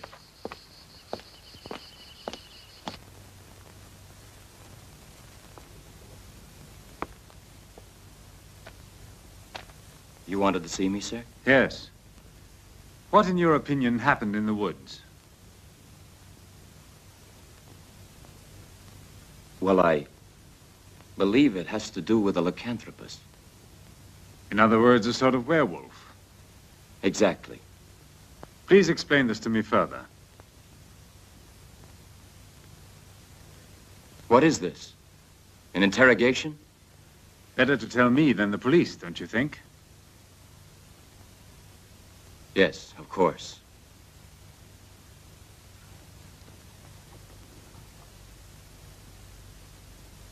Well, you know of my career as a doctor. It was terminated by a tragic incident. I was working for Dr. Benson at the mental hospital for the criminally insane. There was a girl. She was accused of homicide. But the poor girl could not absolutely recall killing anyone. She seemed perfectly normal. I must add, I was in love with her. Continue, please. In a full moon, she would behave in a very strange way. She would lose complete control of herself and transform absolutely. And her face was like a beast's. Professionally, I wanted to try to help her. And after a certain time, I discovered a temporary antidote. And it's so difficult, actually, without my using the medical terms to explain I've this always to been you. interested in medicine, and I think I could follow you. The pituitary gland controls the function of the hormones, influencing the sexual organs and the thyroid. And as a direct reaction, it can cause a psychophysical transformation. My colleagues refuted this theory of mine, and I had proven it unequivocally. For example, at every lunar cycle, the pituitary gland acts strangely and becomes enlarged at the start of the transformation. Our psychocontrols upset the balance of the neuroglandular system, causing incredible distortions in the skin, hair, and teeth. In this state, the patient cannot be saved. I was successful with the extract of the brain of a wolf while I was experimenting on her. One night, she gave herself an overdose. Perhaps I made it too strong. And the police then accused me of killing her. Do you want to know more? In observing the body of Mary, did you feel the crime was committed by a lycanthropus? Yes. I'm almost sure about it. I continued my studies in this matter. And this led you to other discoveries. Is it possible to rid yourself completely? I don't know. But that's not of importance anymore. Since I've been here, I've been trying to capture a wolf to extract his glands. They're not rare in our forests. But tell me, Professor, have you ever experimented on yourself? Once. I had to find out what it would be like for a normal human being. It was impossible to observe myself. Would you mind showing me your right arm? No, of course not. Yes, it's hurt. But I did not attack Priscilla. A strange coincidence, don't you think? Before you arrived, there never was any talk about monsters in this town. Then you think that I'm... Professor, you said yourself that a person can be completely out of control during a crisis. How much does he remember afterwards? Nothing. Absolutely nothing. Not even one sign remains of it. I assure you that this is what happens. Anyway, I must assure you of one thing. I hurt myself accidentally. Professor, I want to believe every word of it, though it may not appear that way. But I advise you, however, to take great care. Perhaps you had better discontinue your experiment. Absolutely not. Well, I can't. The life of a human being may depend on it. And who might this be? I don't know. You asked me to tell you about a lycanthropist. His sickness must have satisfaction. In the next transformation, he'll try again. And you believe that if you manage to find a definite antidote, you'll probably save the life of that person. Then you know who the attacker is. Well, if I should discover an antidote, I'm sure that this person would certainly want to be helped. Sick or not, Professor, he'll be obliged to give himself up. I'm a doctor. It's not fair to treat a lycanthropist like a murderer. If ever I'm successful in finding a cure, these poor victims could possibly begin to lead a normal life, like others. Perhaps you're right, if you think murder won't bother his conscience.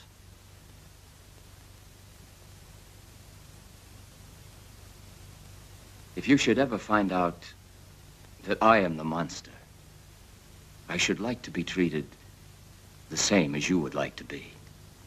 I understand you perfectly.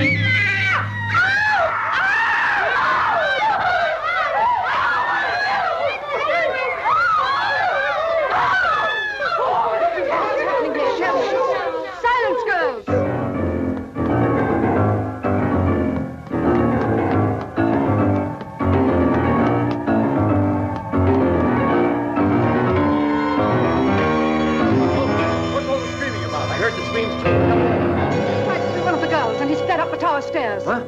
That's impossible.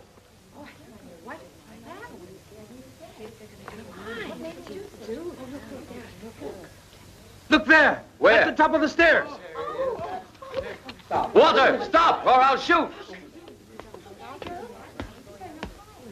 Girls, go back to the dormitory. This is nothing for you to see. I said stop, or I'll shoot!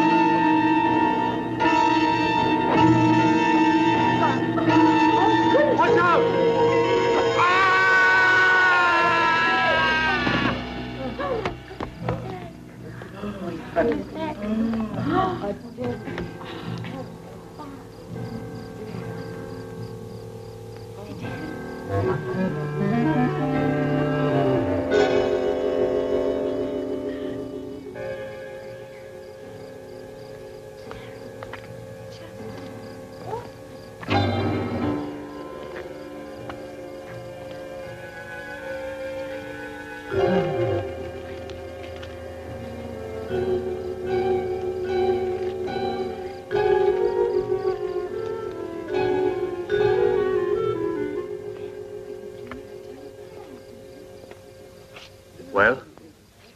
There's nothing more to do.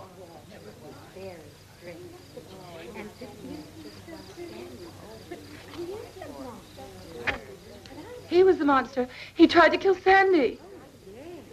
Enough of that. Miss Leonora, get them all inside. Go on, girls. Enough now. Go on inside. Was he the monster? Perhaps the monster never existed. Walter smothered the girl. Now, please, go on, Tommy. I'm going to call the police.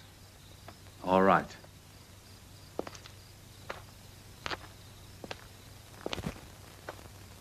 Professor? Priscilla. What's happened?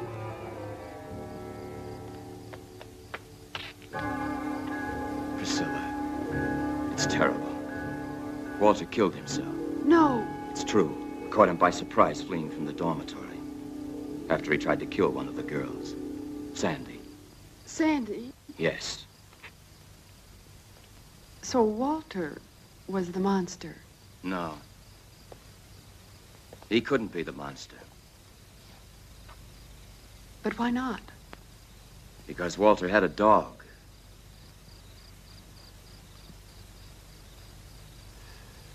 And dogs can't stand the odor of wolves.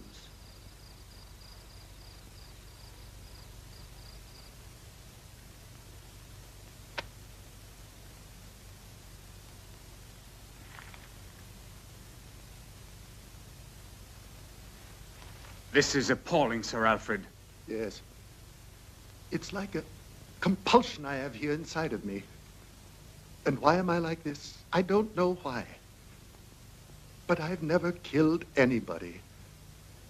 I've always paid. I've always paid for everything. Those that seem the best sometimes commit the worst. You know you've killed Walter. No. I only asked him to find the letters. I didn't know he'd be foolish enough to risk his life. You must help me. By helping you, Miss Leonora and I were almost involved in this dirty scandal. If Miss Leonora and I had not discovered the letters, you would be in jail. I'm innocent. If only Sheena was still alive. But why? Because Sheena, that night, when Mary was killed, she followed me. She saw who it was. Don't invent these absurd stories. There's no need for it. I have no intention of denouncing you. I haven't had a moment of peace since Sheena died. It's as if I had killed her with my own hands. If only I had the courage to kill myself. But Sheena knew. She knew. If she knew, why didn't she speak up? I don't know. Maybe she kept silent to blackmail me. She said that with one word, she could send me to the gallows. Even the death of your own wife looks strange in the light of this story. Strange? You think that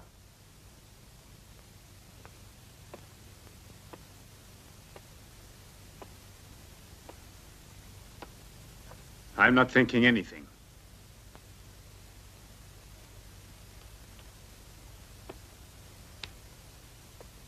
What are you going to do?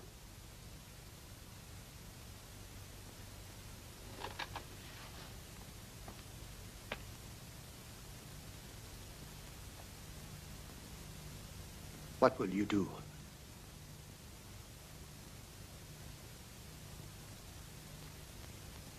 If you destroy me, you destroy yourself as well.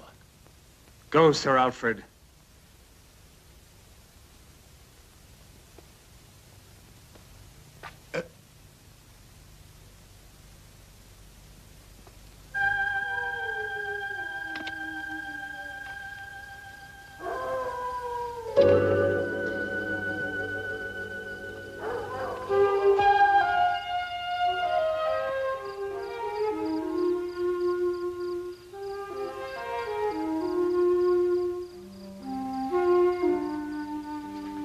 Why didn't you tell me about Sir Alfred? Because I was afraid. I don't know much about you, Julian. You continue to have secrets. Julian, I know you're a medical doctor.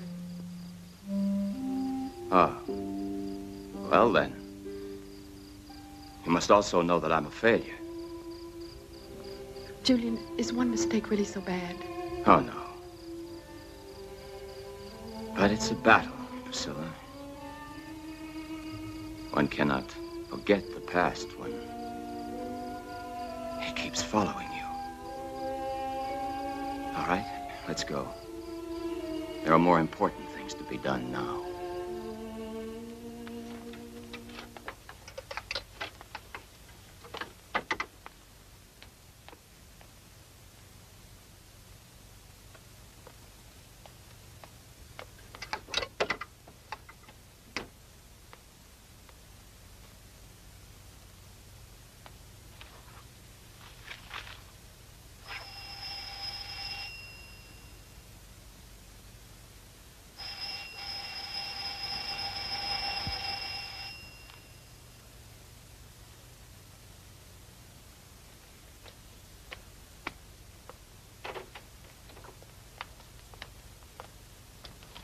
Excuse us, Sir Alfred, but it's very important that we see you. I'm sorry, but I don't have a lot of time to give you. Please.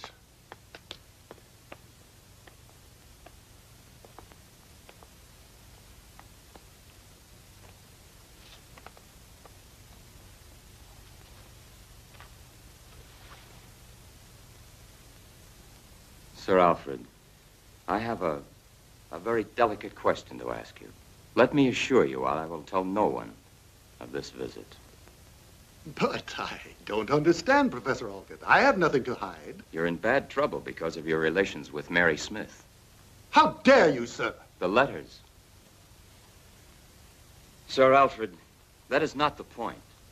I want to know exactly what happened that night you met with Mary in the woods. Professor, are you accusing me? Do you have any proof? I didn't say that. But I wondered if you'd come with me to the police. The police? Yes. I don't doubt your innocence. But there are some facts that have to be cleared up. I don't have to defend myself. You're crazy if you think that You I must had... believe me, don't worry. We don't want a scandal. I know. The facts are all against you right now. But if you have nothing to hide, why are you afraid? All right. Perhaps I was wrong. So we had a relationship, but that's all there was to it. There's no reason to believe that I would murder her. Excuse me, will you, a moment, please? I'll go get the letters, and you can see for yourself.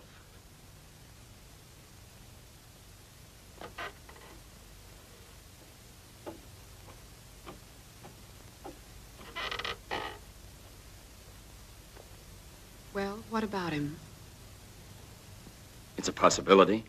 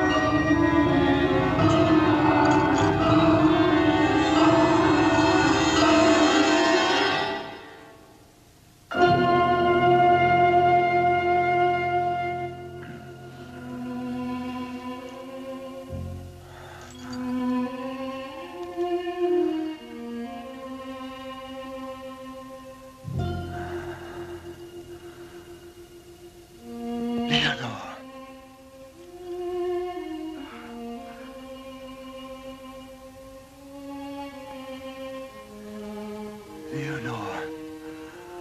Leonore.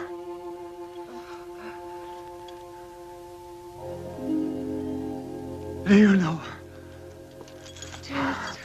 My poor Leonore. It's necessary to have a second injection. I know. Oh, darling, please, let us finish the cure now. No. Better that you leave me like this. I wish that you hadn't been late that night. I arrived too late. Probably at that moment, Mary was escaping in the woods and might well have seen me come here. Don't have remorse now. You don't know what I've done. Leonore, you're thinking about Sheena Whiteman. How did you know that? Sir Alfred told me that Sheena knew who Mary's murderer was. I was so frightened. Sheena and Priscilla saw each other in the forest. I saw it through the window. Sheena must have seen you kill Mary that night. You must know I was forced to do it. And she recognized me. Yes. Oh, all the bad I've done. But we must fight back to save you, because without you, I don't exist. Leonore, the second injection. You know I'm not a murderer.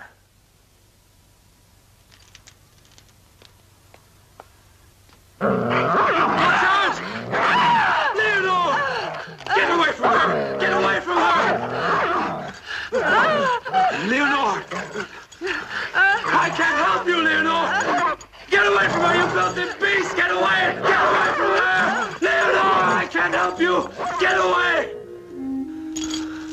Leonore! Leonore! My darling!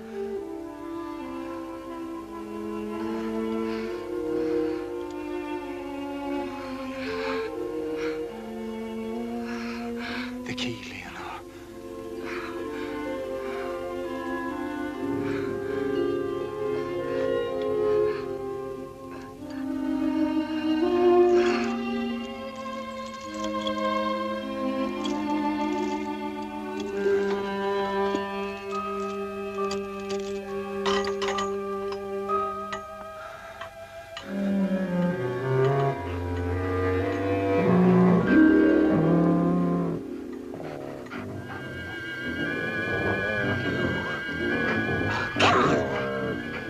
I'll kill you!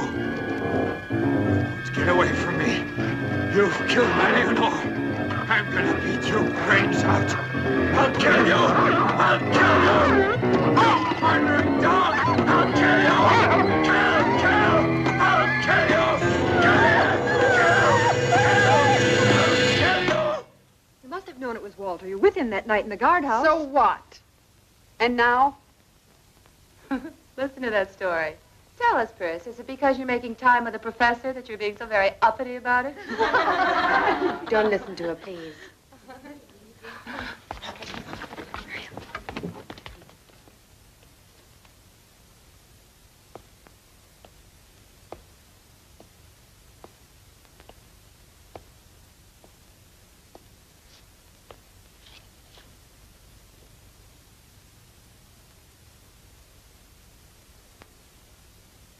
Miss Leonore will not be with you this morning. She had to leave for reasons of her own. You may stay in the park this morning, and tomorrow you'll attend the funeral of Walter. Silence! You have no right to judge others, much less when they are dead. Judgment is for God alone.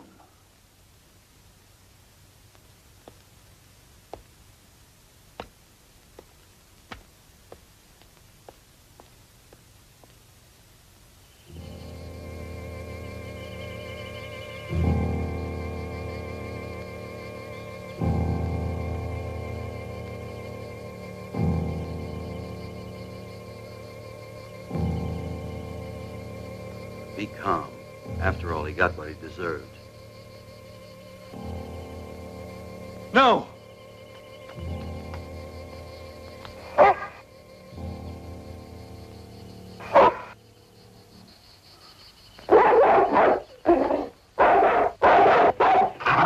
Get away!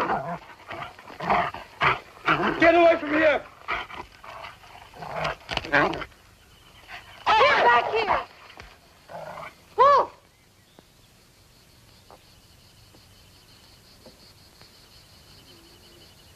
The death of his master might have affected him.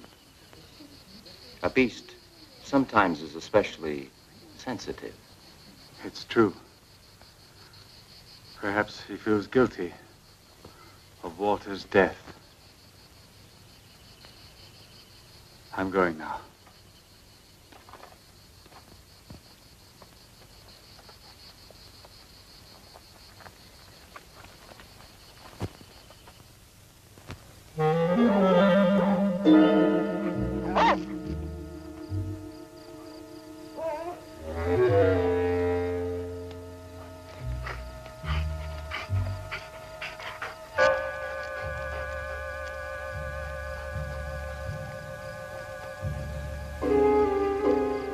Wolf!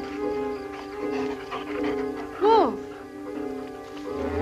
What are you doing? Leave me alone. Wolf, where are you taking me?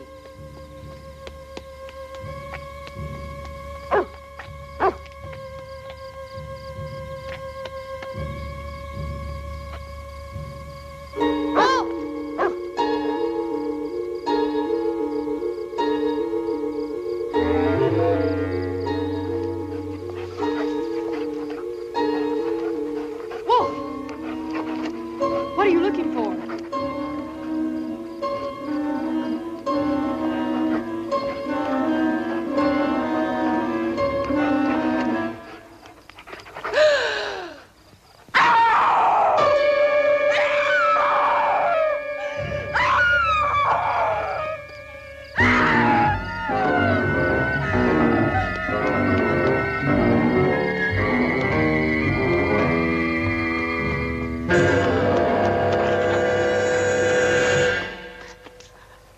What are you doing here? There.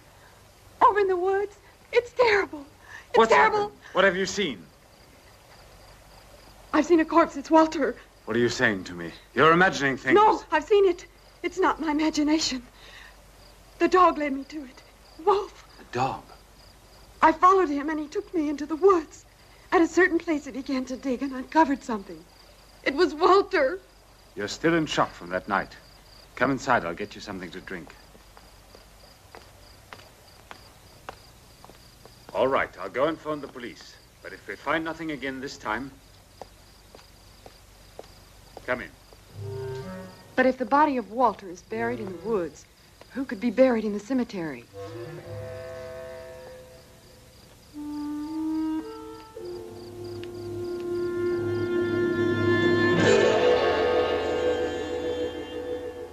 Mr. Swift?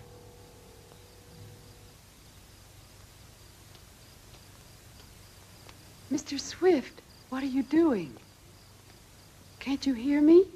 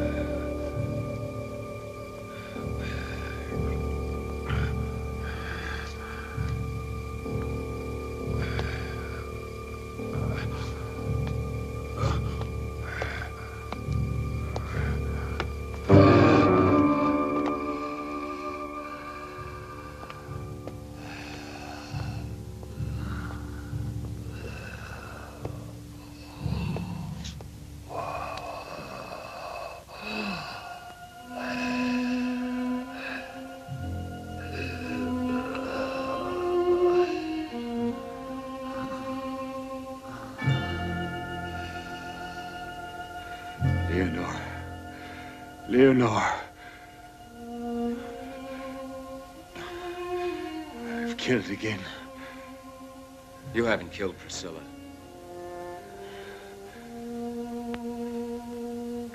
I shot you. I had to. It's better this way. Without Leonore, I don't want to live.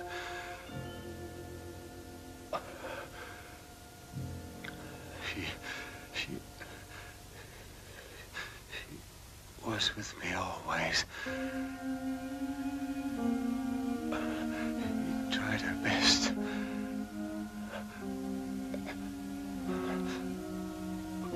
But it's no use now. I murdered Mary Smith in the woods. I went out and killed her. I don't remember. I hoped it could be cured. I followed your research. I begged Vincent to send you. Leonore. Leonore is in Walter's grave. Is she we buried in the cemetery?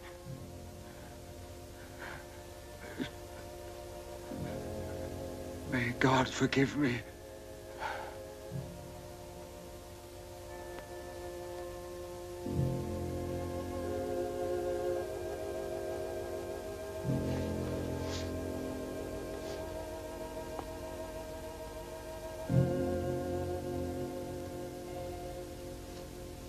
Well, now it's finished.